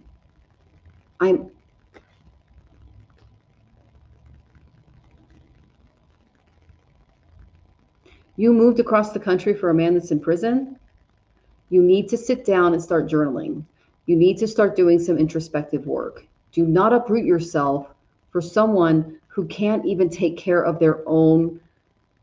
Jonathan, I need you to come in on this one because it's like, I'm sorry, like that is, sweetie, I don't know if this is your photo, but here's the deal. You are not seeing your self-worth. You are juggling way too much of yourself and who you are on a material level, a spiritual level, on every level that you represent for this other person. Okay? And you're the one who's literally, you're juggling his life and you're juggling your life. You get that too, babe? Yeah. I have him chime in. Okay. She's not. Go ahead, babe. Hi, Dallas. My feeling, and it's also based on experience, I'm like, 1,000 years old. You're trying to be everything to everyone, is my guess. And you have an affinity for wounded kitty cats. Yeah, she's a rescuer. Oh, okay. Yeah, that's what I got. And so there's this wounded kitty cat in a cage, and you want to help him. Yep. Be a pen pal and cut it off there. You have a lot of worth. You Yes, need she to does. recognize that. You have worth, but you need self-worth. I'm not saying cut this man loose completely. You can be a friend. That's all you can be if he's in prison. Yes. So be a friend. Be an ear. Yes. But you need a real, live human, man or woman. I'm guessing man. That you can be a real, live human woman with. Yes. And there are, I Preach. don't know, 8 billion of us. Yes. So you got some choices, girl. You do. And honey, is that your profile photo? Look at her, Jonathan. Yeah. Come on. For God's sake, if that's you. Yeah. Again, self-worth. Yeah. Self-worth. Let me tell you something. As a straight male, you have a lot of worth to straight males and non-straight females, It's a big world out there. You just need to go out there a little bit. Be cautious. I'm not saying get crazy. Yeah. Be cautious, but be out there. You probably have some friends. My guess is you have a lot of friends. Yes. Go out with friends. Have fun with friends. Let your girlfriends and your boyfriends sort them out. Yeah. And you can be a friend to this person in prison. You know, you can write him a letter or something like that. I wouldn't do visits, you know, but write a letter, maybe a phone call, something like that. But you do need to reevaluate your worth because you have worth. Yes, you do. 100%. You're a diamond. Look at your name. Amen. Yes. Okay. Oh my gosh.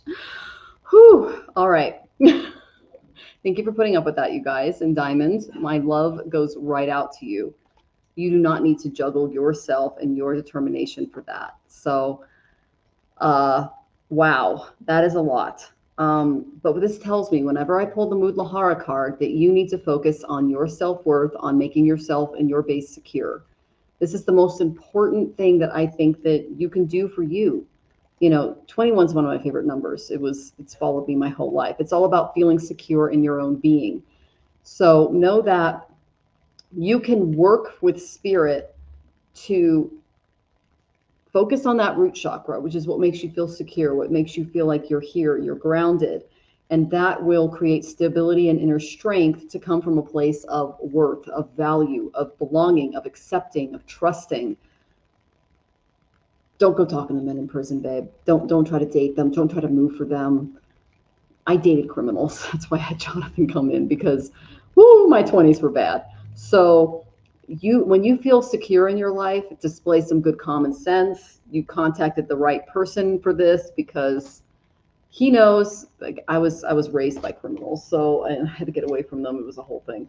So I'm right there with you. There's absolutely no judgment in where we're coming from. We're sending you tons of love, and you do need to come from a place of self-value and worth, because, my dear, you are a diamond. Okay, so, and you deserve diamonds. Oh my goodness. I'm doing great, but confused. I thought he was somewhat over, but he called me. That's called narcissistic hoovering. Start looking up, if you email me, it's michelle@astrologicaltarot.com. I'm going to send you some books that really changed my life. They're free PDFs, okay? And they're all about relationships and personality types, especially people that end up in prison, okay? My ex didn't go to prison because his father was a cop. But he still is a criminal. But I can send you some books that really helped me during my divorce, and how to kind of reshape your autonomy and being grounded again. Absolutely free. Okay, so reach out if you feel the call. No pressure, but I'm here to help. Okay, my dear? Okay. Yes, know your worth, girl. Choose you. You got it. Thank you, Venus. Oh my gosh. Yeah. There's a reason he's in prison. You know how hard it is to get in prison in America right now? I mean, you have to be really bad.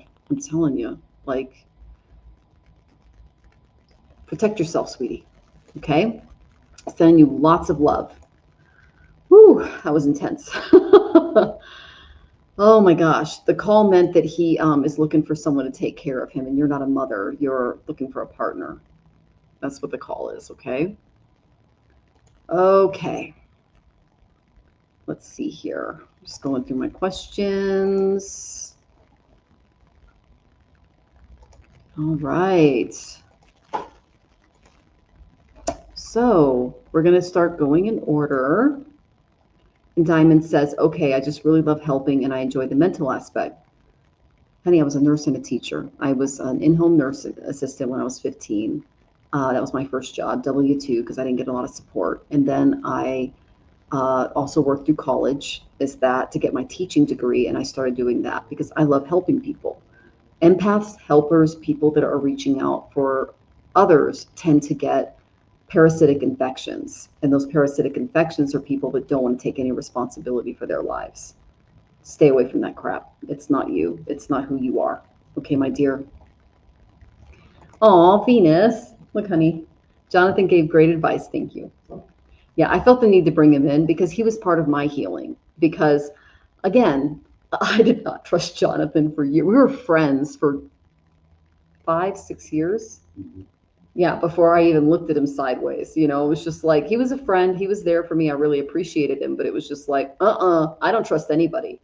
And then one day he did a couple of things and I kind of added all of the tallies up and went, okay, this might be someone I can trust again. But boy, did it take a long time. When you've been programmed and conditioned to take abuse for that long and to allow people to just trample all over your boundaries because you didn't know they were there in the first place, you need someone who can turn the light on for you and make the roaches scatter. Okay. What were you going to say, sweetie? What were you going to say? Is it Bella? Oh, my dog. Yeah. But yeah, my little dog, Bella, was also a huge part of my recovery. So, yeah. So thank you, Venus, for your encouragement. You're amazing. Okay. All right. So let's go in order of questions received. Jean, are you here? Susan Gonzalez, are you here? Angel Spirit Love, are you here? Sybil, are you here? Shem, are you here? Ryan, are you here? And Mariana Ithidik, are you here? Okay. Those are the questions in order. I just thought I'd give them all to you guys, and let's see what's up.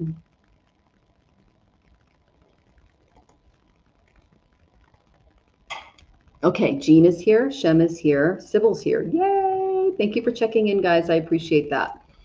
So, Jean, you are first. May I ask what is coming toward my connection with I? Of course you may. Know that I give it to you straight, okay?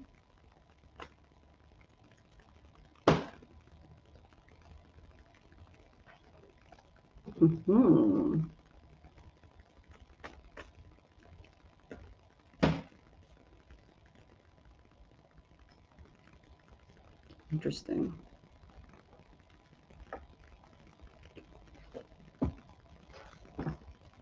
Have you been in a relationship with them before and they're coming back into your life? You can give me a little background there, because I got a card that points toward you not remembering something. Okay. Yeah. Okay. Yeah. So if you can give me a little background on that, that would be great. Okay, Jean. Never been in a relationship before. Okay. Oh my goodness. First off, I got Sagittarius. Make sure that you're spiritually compatible, that you have the same goals in mind, and that your healing is on the same level. That is the best relationship for you. When it comes to Sagittarians, they're all about their physical, spiritual, emotional, and mental health. My husband has a stellium in Sagittarius. It's fantastic. It's in Capricorn in the Western. I get along really well with these folks because not only are they funny, but man, can they heal fast and just provide some of the best advice ever. Okay. So that might be the best partner for you moving forward. I got have strength. You've been through some stuff, a lot of stuff. You can see half her face is a lion. And she's holding a lamb, which tells me that you have a beautiful empathic heart, but there's a part of you that needs to protect it regarding relationships moving forward. And that involves setting boundaries and really looking at what is best for you, what is best for them, and then setting those boundaries accordingly. Okay, my dear? There's something from you're a Leo. There you go. That's why I got the strength card. That's the lion, the lioness. Okay, I'll let you look at this card. Here's your little inner Leo. Okay, there you are, half lioness, holding onto a lamb. Lion represents the heart. Okay, you have a big heart. You're very loyal. You're very protective. You're very giving. Here's the block in the relationship. Okay, someone is not remembering the past correctly. Whenever I get the Six of Cups reversed, it tells me that they didn't learn from the past. It's either you or the other person or both, and it's creating a trauma bond. Be very careful moving forward with this person. Then I got the Four of Wands reversed. Okay, this tells me not a great match right now. There's a lot of inner work that needs to be done. You need to have strength. Okay. This person's going through a lot of transformation, a lot of healing. It's really important that you don't take on that healing yourself and that you do not let them put their baggage on you. Okay, right now it's not looking great. They're not, you or they are not, or actually both is what they're telling me, need to learn from your past mistakes and lessons. It's not a good match right now. Okay? You can check in later, but that's the overall energy that I got. But they are hurting really bad. Okay? Oh, he went through a breakup several months ago. Yeah, give it time. That don't. Oh, you have a lion on your. Oh, that's interesting. That's hilarious. So you have a lion, and look at your card.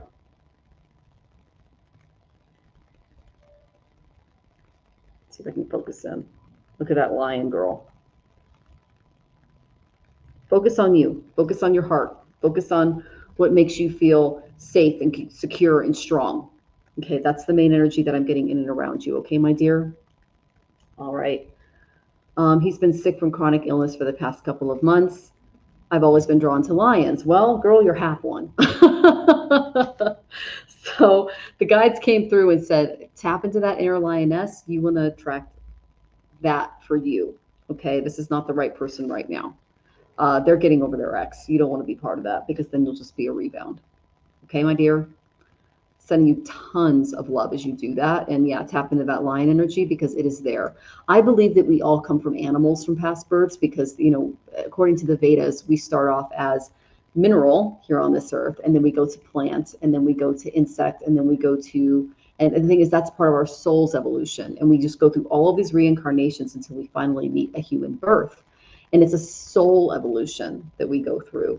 And whenever I pull strong lion-based cards, I'm a Denisha, the lioness, right back at you. And my Venus is in Leo. We tend to be very protective, very loyal. We tend to get along with other females really well. I've never blamed a girl for any of the breakups that I had. Like, I had so many cheaters in my 20s, and it was just like, I didn't blame any of the women. I just looked at him and said, you're in a relationship with me. It has nothing to do with her. I'm loyal to my girls. That's what lionesses are like. You just do you. You be strong. But this is not the right relationship for you right now because there's way too much on this person's plate. And they're going to get hit even harder in a couple of years. That's what they're telling me. Like, really hard with something. I can't tap into the person's energy because they didn't ask me, but they got something coming. You don't want to be there. Okay? Oh my goodness. Whew. He wants to get married and have children. He's been introspecting a lot, figuring out what he wants his future to be. If he has figured it out, it's not your job to figure it out for him. You're a Leo, Sun, Venus, Scorpio, Moon, Rising Sun. Okay. So you're welcome to schedule a reading with me, and I can give you a lot more information regarding that.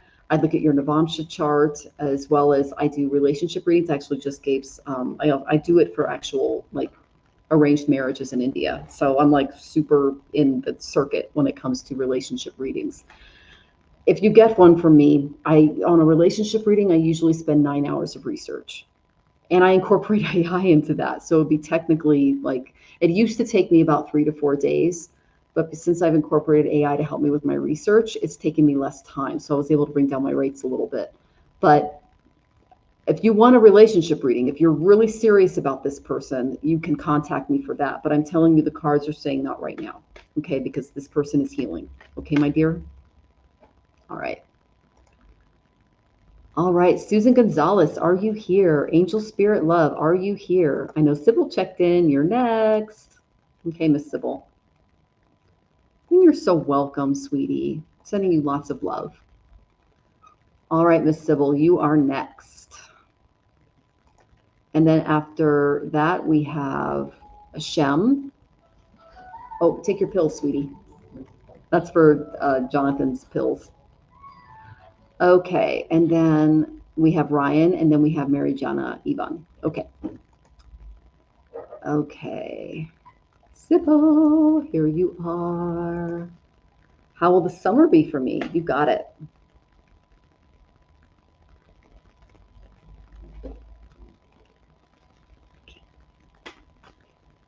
Let's see. All right, let's change this. There we go. Trying to change the lighting a little bit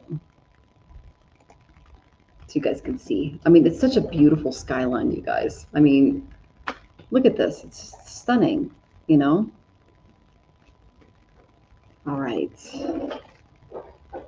I'm a little pink. Let me see if I can get another. Oh, babe, can you turn on the hall light over here?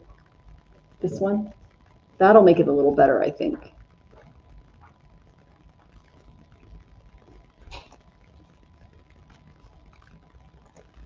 Okay, I think that's a little better. Yay! Okay. All right, Miss Sybil, how's your summer gonna go? Ooh, are you thinking about doing some community service, my dear? Maybe focusing on your health, what's good for you, all those good things? Because they need some work, and you need to bring other people into that.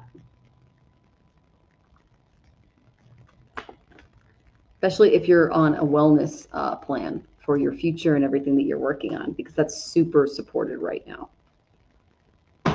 Ooh. Oh, and you got divine support helping you through this. Okay. Oh my goodness, Sybil. Good things. Okay.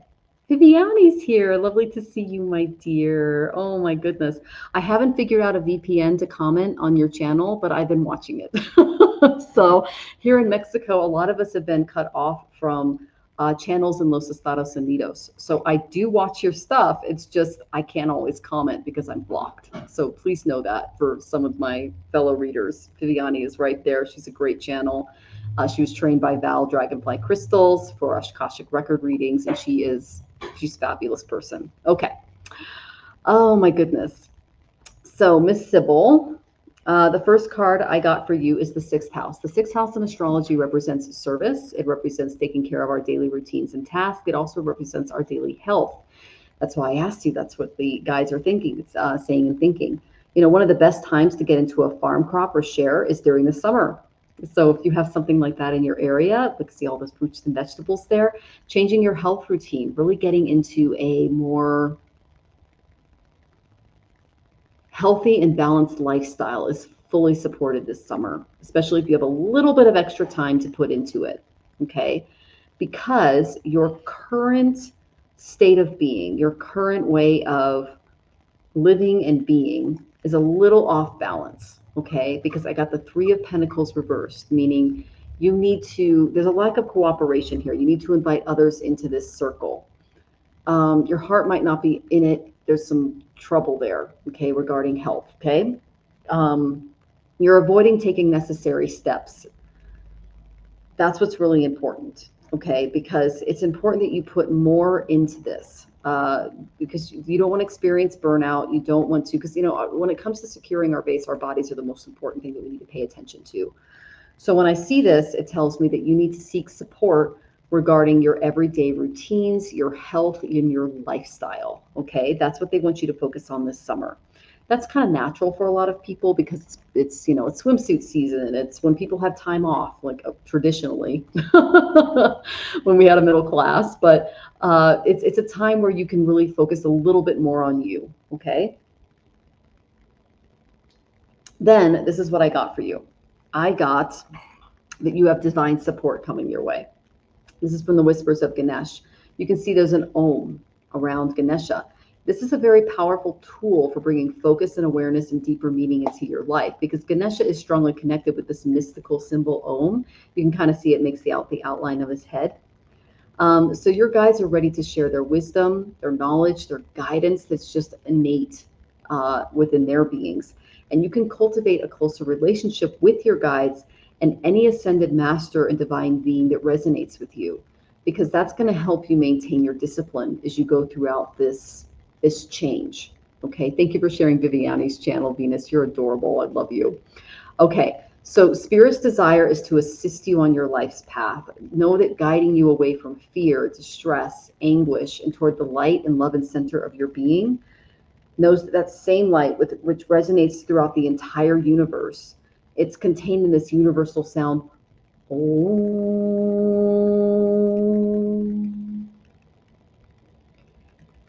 Consider chanting this tone, listening to a recording of Om, and that's going to bring out the energetic shift for your health that you're going to need at this time. There's so many great channels. Jonathan, are you comfortable doing an Om? Because he's really good at it. He worked in ashrams for most of his life, and he's got the Om down. Are you comfortable doing one with me? Sure. Okay, you want to come over here? So Jonathan and I are going to give you an Om. Okay, want to do it 3 times? Om, Om, Om. Om.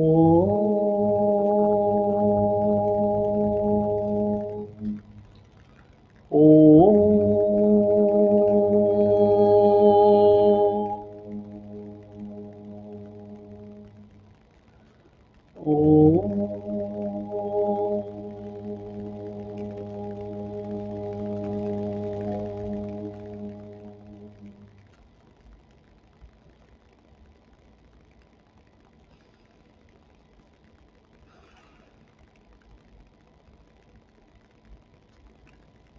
That is one of the most healing, resonating sounds of the universe.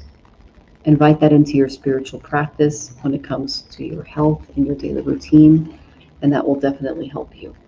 Okay, my dear, I am sending you so much love as you go on this journey this summer toward really improving you and the best you that you can be. Okay, my dear. Oh my goodness. Wow, okay. Yes, true. Oh, thank you, Trey. It's from all the mantras. So it's not me, it's the divine. And then it resets the frequency. It really does. Oh, you're so sweet. Yeah, we do this every morning for an hour and a half. We do all of our mantras. So, and then we do it at night too. So I know we're really dedicated to it. Yeah. Yeah. Oh, earbuds. Oh, okay. Jonathan's responding to some patients. Yeah. Yeah, it triggers a sense of peace. It really does. And you're so welcome, Sybil. Yeah. Oh, we're sending you so much love. So much love. And know that you have the love of the universe as well behind you and supporting you and loving you. You're always supported. You're eternal. You are a physical being in the Mrityaloka, the world where all things die. And it's scary. But know that you're eternal. And then when you come out of this place, you are endless and you are beautiful. Okay, honey? All right. Oh, okay. So, Shem, my dear, are you still here? Please check in. And then we have Ryan and Mariana. Yay.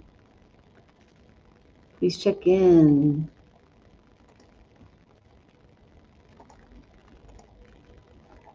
Okay, Shem is here. Yay. Good to see you, my dear. I hope you're doing well.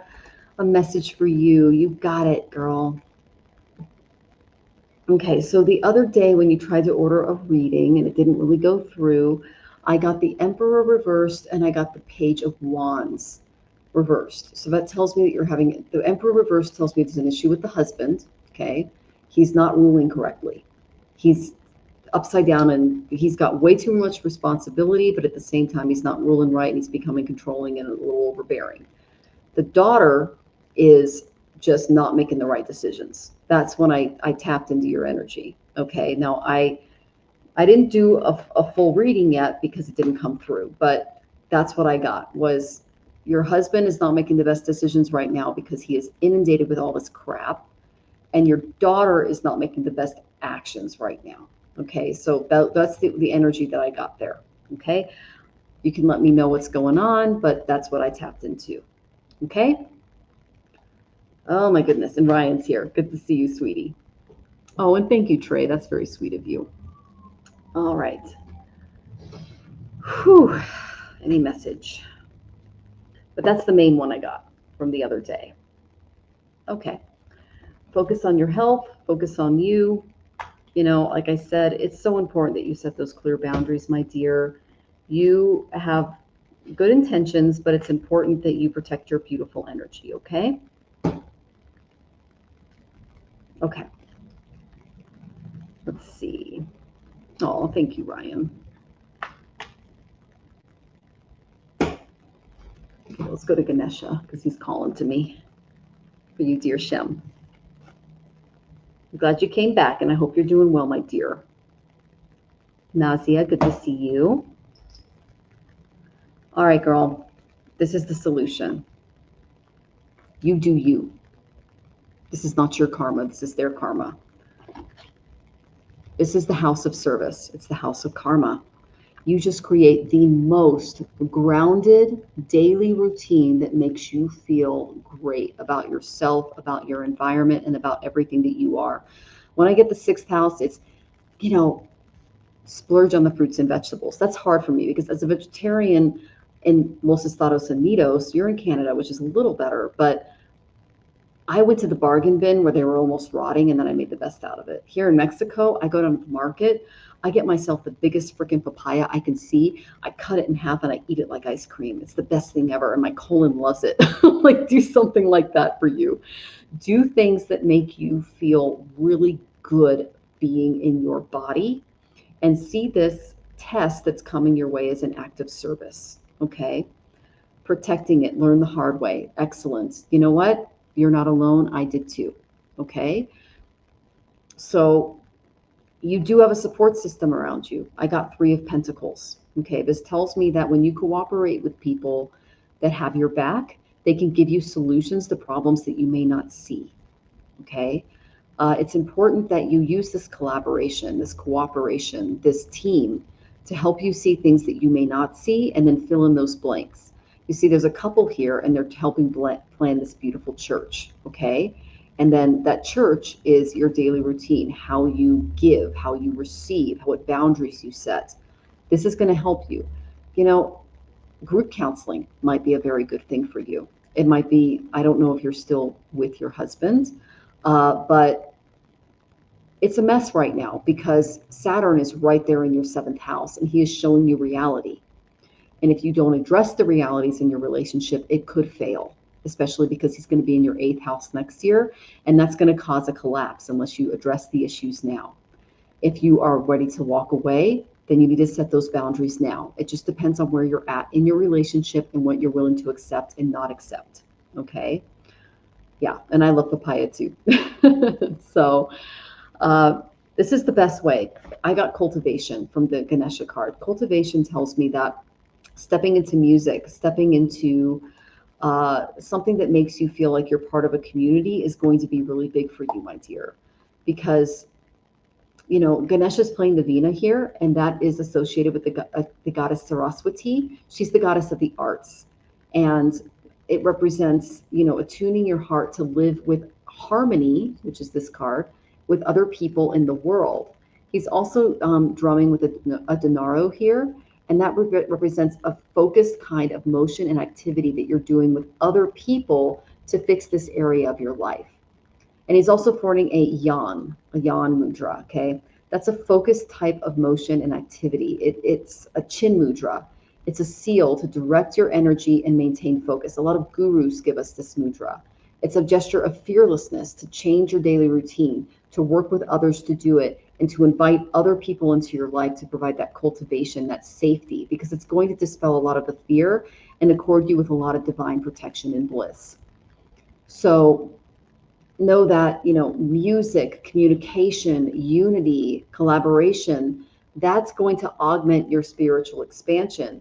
And inviting music into your life, inviting things that are calming, to get away from the excessive electronics, the digital images, and step into a more melodic existence. That's going to really reset you. Like taking time to listen to music. Like Jonathan has a beautiful voice. I'm also a trained vocalist. And so we wake up in the morning, we're trained. We can actually sound good. Like I told him when we're ready and when we're grounded, we could literally have a 4 a.m. because that's when we get up. We can get up at 4 a.m. in the morning and we can do that. We can do a full music practice because that's what he did in ashrams and that's what I did in choirs before meeting him. So shift your energy to that clear, receptive state of music, of community, of belonging, of allowing other people in, and you're really going to reset some things in your life, okay? You went to a music show yesterday. Well, they're really supporting that. It's going to help you reset you, my dear. Okay. It's going to help you really reshift, your focus and everything that you're doing. All right. Oh, I love that for you. You're ready to walk away. If you schedule an emergency session with me and you let me know what's going on, I'm an excellent resource if that's what you're looking for. Just don't sick him on me. Okay. He's laughing. He's laughing because I had 6 women do that in the last 3 years, where I had to deal and like think. I had one guy come down to Mexico to try to get me because he was cheating on his wife with another woman, and it was a whole thing. Jonathan, I mean, you were there. Oh my God. So if you're willing to get some help and you don't use me as a barrier between me and him, schedule a reading. This is me setting a boundary because I've had to set this with women before. So many women. I can help you legally. I can help you on an intellectual level, and I can also help you on a physical level because it is in your chart. If you feel like you were being abused in any way, shape, or form, I've got connections you would not believe. I had to change my identity on a federal level. I am in there, okay? I got the resources. So when you're ready, I'm here. But you got to be serious. This is not for the lighthearted, okay? I'm being very honest with you. I'm coming from my heart here, but I'm also coming from my head.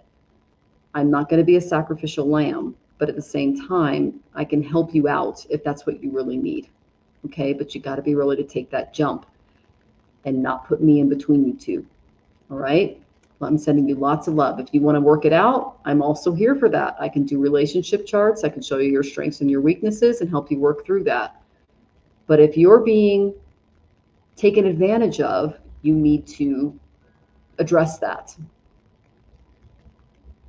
and determine where your boundaries lie. If you feel like this is something that can be worked out, I can help you with that too. All right? I'm sending you lots of love. You're very welcome, sweetie. I hope you're doing well too, Barbara. It's so lovely to see you. Okay. Ryan, you are next, my dear. Are you going through a healing phase? Okay, let's find out. I'm drinking electrolyte water. It's fun after Moctezuma's revenge. It's going on 3 weeks, you guys. I'm telling you. Woo! Saturn aspecting my ascendant has been intense. Ooh. Are you healing from a relationship, my dear? Because I got the 7th house. It's all about getting a fair deal, learning cooperation, maintaining balance in relationships. That's the main energy I got in and around you, dear Ryan. Okay?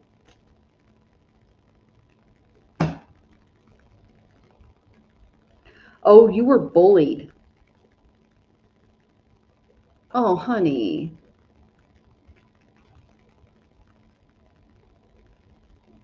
Yeah, you're learning to set some boundaries, my dear. That's the main energy I get in and around you. Oh, I'm sorry. I'm sorry you were bullied, my dear.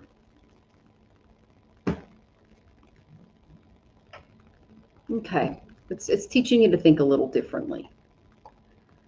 So yes, you are healing, but your heart is still open to bullying because you need to learn some boundaries.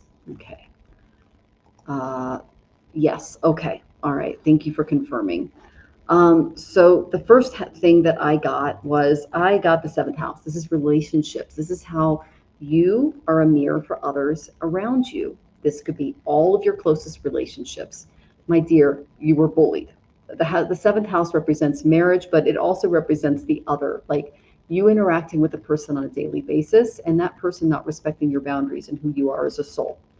The reason I say that is I didn't get a great card after I got this. I got the 5 of Swords. Look at this big bully. He took away all your thoughts. He caused defeat, anger, problems, lessons, distress. It's a man in this card, but it can also be a woman. Dissatisfaction, a lot of conflicts. You're not worthy of trust. There's bullies. You've been dominated. Okay, get out of the Omega position. At least step up to a beta before you become an alpha, okay? Like focus on really not allowing people to do this to you, especially when it comes to relationships. Set those beautiful boundaries, okay? That's what Spirit is asking you to do to heal because you're being taken advantage of, my dear friend. It's not a good place to be. No one wants to be there, okay? So this is what they're working with you on. I got the 2 of Swords. What does this represent? This represents balance, seeking alternatives when it comes to relationships, a chance to rest and have some withdrawal. Spirit's asking you to literally take a step back and look at what does compromise mean? Because there's a lot of avoidance and denial coming from what you want from relationships, what you want from other people. And that's why they're able to come in and bully the hell out of you. Okay. So once this is upside, this is actually a good card to get upside down. This is decisions, clarity, answers found in meditation, making sound decisions. You're not able to make great decisions because you're blindfolded and people are messing with you. Okay. It's messing with your thought processes. It's messing with who you are as a soul because you're not setting clear boundaries with others. It's important to find that balance, but at the same time, maintain your autonomy. Okay. And that's the main thing that is spoken. Okay. You're right about that. No more. Yeah. Spirit's saying, take off the blindfold, look around, start standing up for yourself, and do not allow others to make your decisions for you. You are a grown ass man. Okay. You can make your own decisions and you can set those boundaries that are appropriate for you in that situation. Do not allow others to take advantage of your beautiful energy and your open heart. Do not allow others to use your mental strengths for their wants over your needs. Do you understand what I'm saying? I hope you do, because it's important, and that is the healing that you're going through. That's what your guides are helping you with. And I know you can do this. Okay. All right. Okay. And Trey says truth. All right. Thank you for your encouragement, Trey. We appreciate that for Ryan. Oh my goodness. Okay. Now is Mariana Ishavanagek here. Oh, what a cute family you guys are. Will my current issue be resolved this month? Are you here, my dear? Please check in. And you do, definitely. Okay. Well, that's what Spirit's working with you on. That's the healing that you're going through. You know, in Vedic astrology, we call this good satsang. In Christianity, they don't treat this too much. Like, I've studied Christianity, I've studied Islam, I've studied Judaism, I've studied Hinduism, I've studied Gnostic. I've studied like everything you can think of, right, honey? Like, I was a writing, rhetoric, and culture major, and religious studies were my favorite classes, including archaeology and religion. That was one of my favorite courses that I took in college. I've studied this stuff. The one thing that they all have in common is it's important to keep what's called good satsang, which is good company. And modern Christianity, modern religion, which has nothing to do with the ancient text, says, you have to forgive me. You have to just keep letting me hurt you because Jesus said that. Muhammad said that. Krishna said that. Fill in the blank said that. No, they did not. They did not say that because I read the books. Okay. I did the research. What they said was forgive and set boundaries and surround yourself with people who have shared values and morals.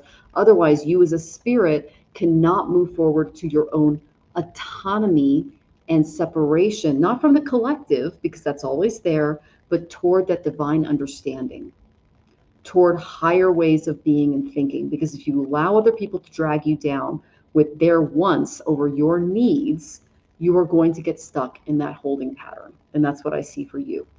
Okay? All right. What religion do I prefer? Vedantic philosophy. It's not necessarily Hinduism, but this is one of my favorite books. Do you want to get me What Happens to the Soul After Death? It's in the other room, sweetie. That's a good one. It's the Bhagavad Gita by Swami Sivananda. It's really good.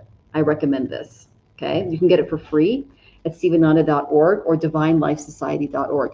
You can also email me, michelle@astrologicaltarot.com. I'll send you all kinds of free PDFs. You don't have to pay a dime. You can just read them on your phone, your Kindle, your tab, your laptop. All of my texts are free. I send them freely. Okay. What happens to the soul beyond death by Sivananda Saraswati is also really good.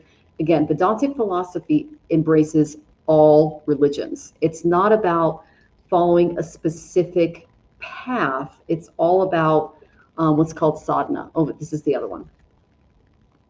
This is a huge one. I recommend you start with this one because it'll help you really. This involves all of the religions of the world.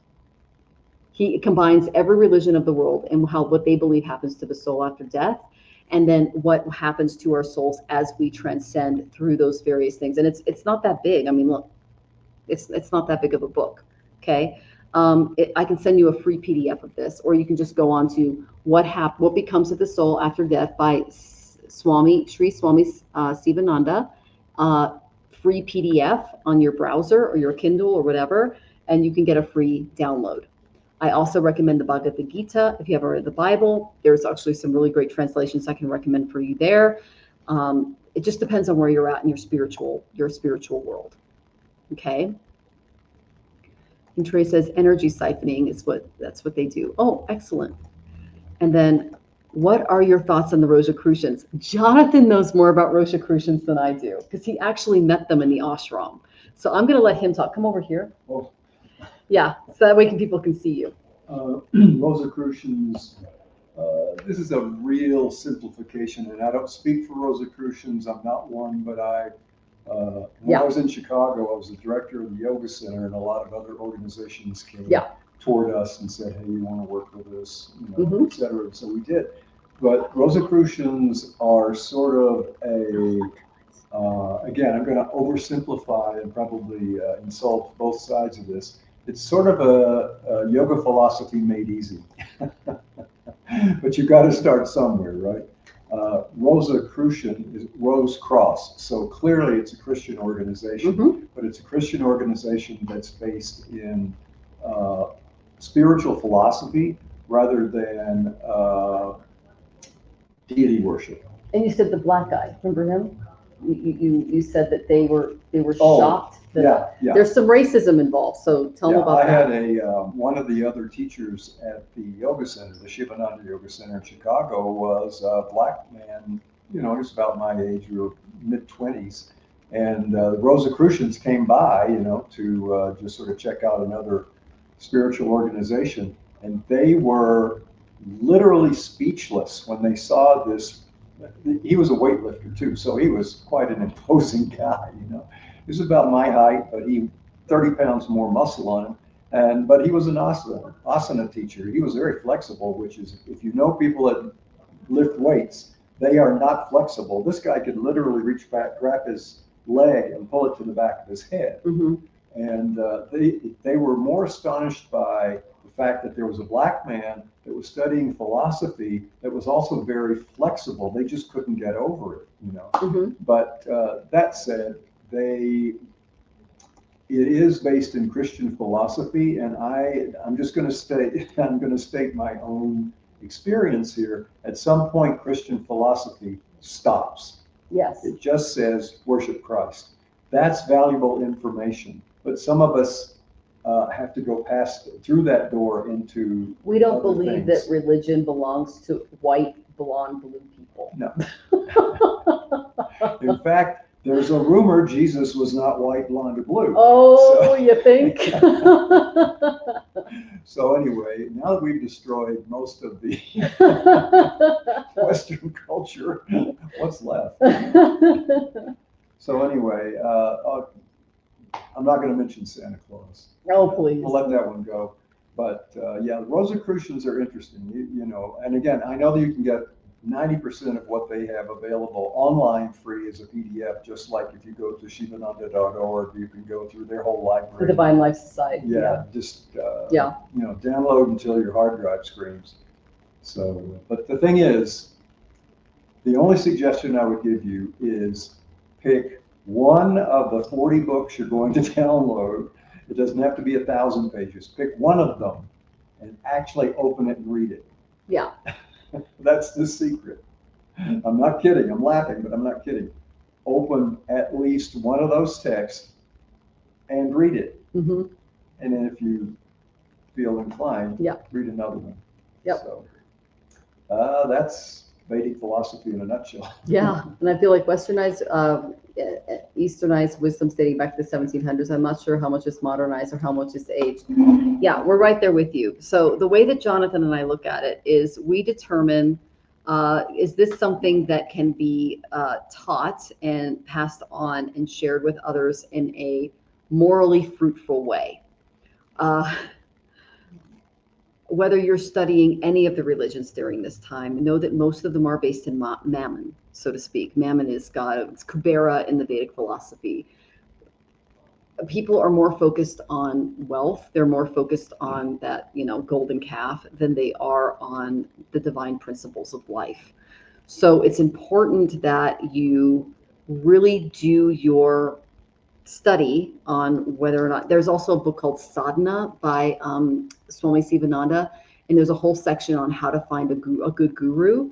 And he has like a whole list of things that you ask the guru before even like listening to them. And that's any religion, any spiritual practice, any philosophy.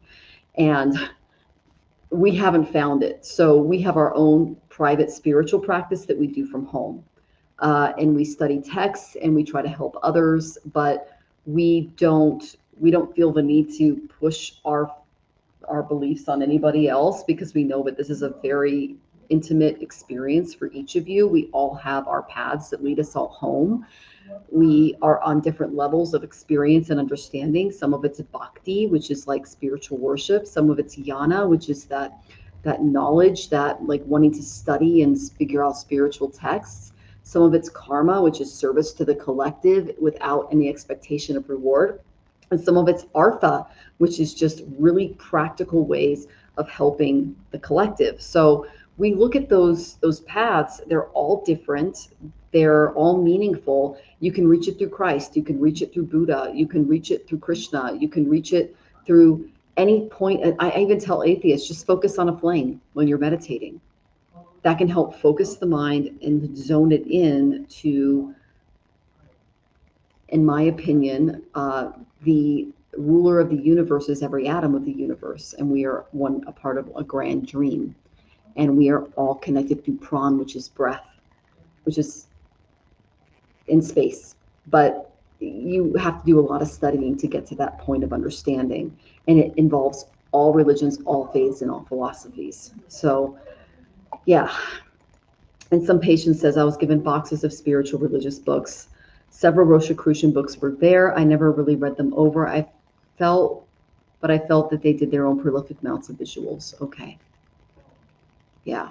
And he says, wiser older folks have the best knowledge. Oh, thank you. Yeah. Jonathan will be 76 this year. So he doesn't look it. He looks good, huh, guys? So anyway, all right. Well, I am sending you all tons of love.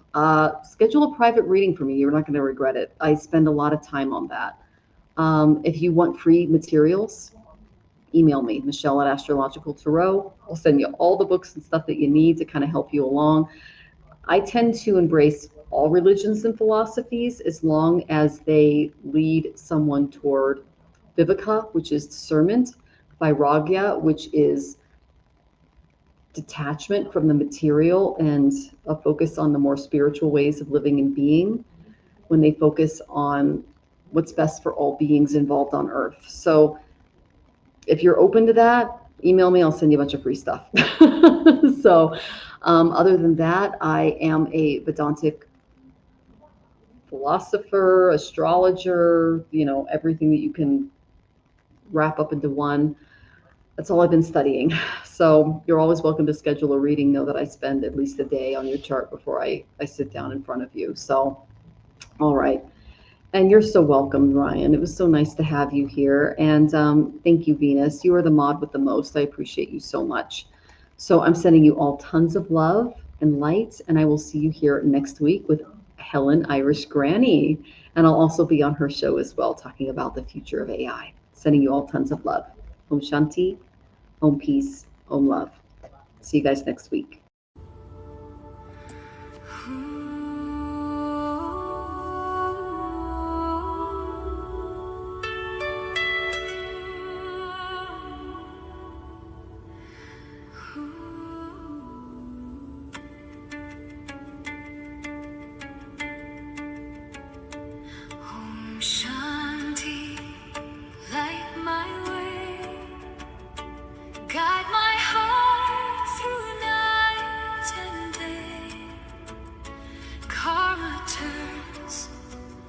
Planet shine, sacred truth.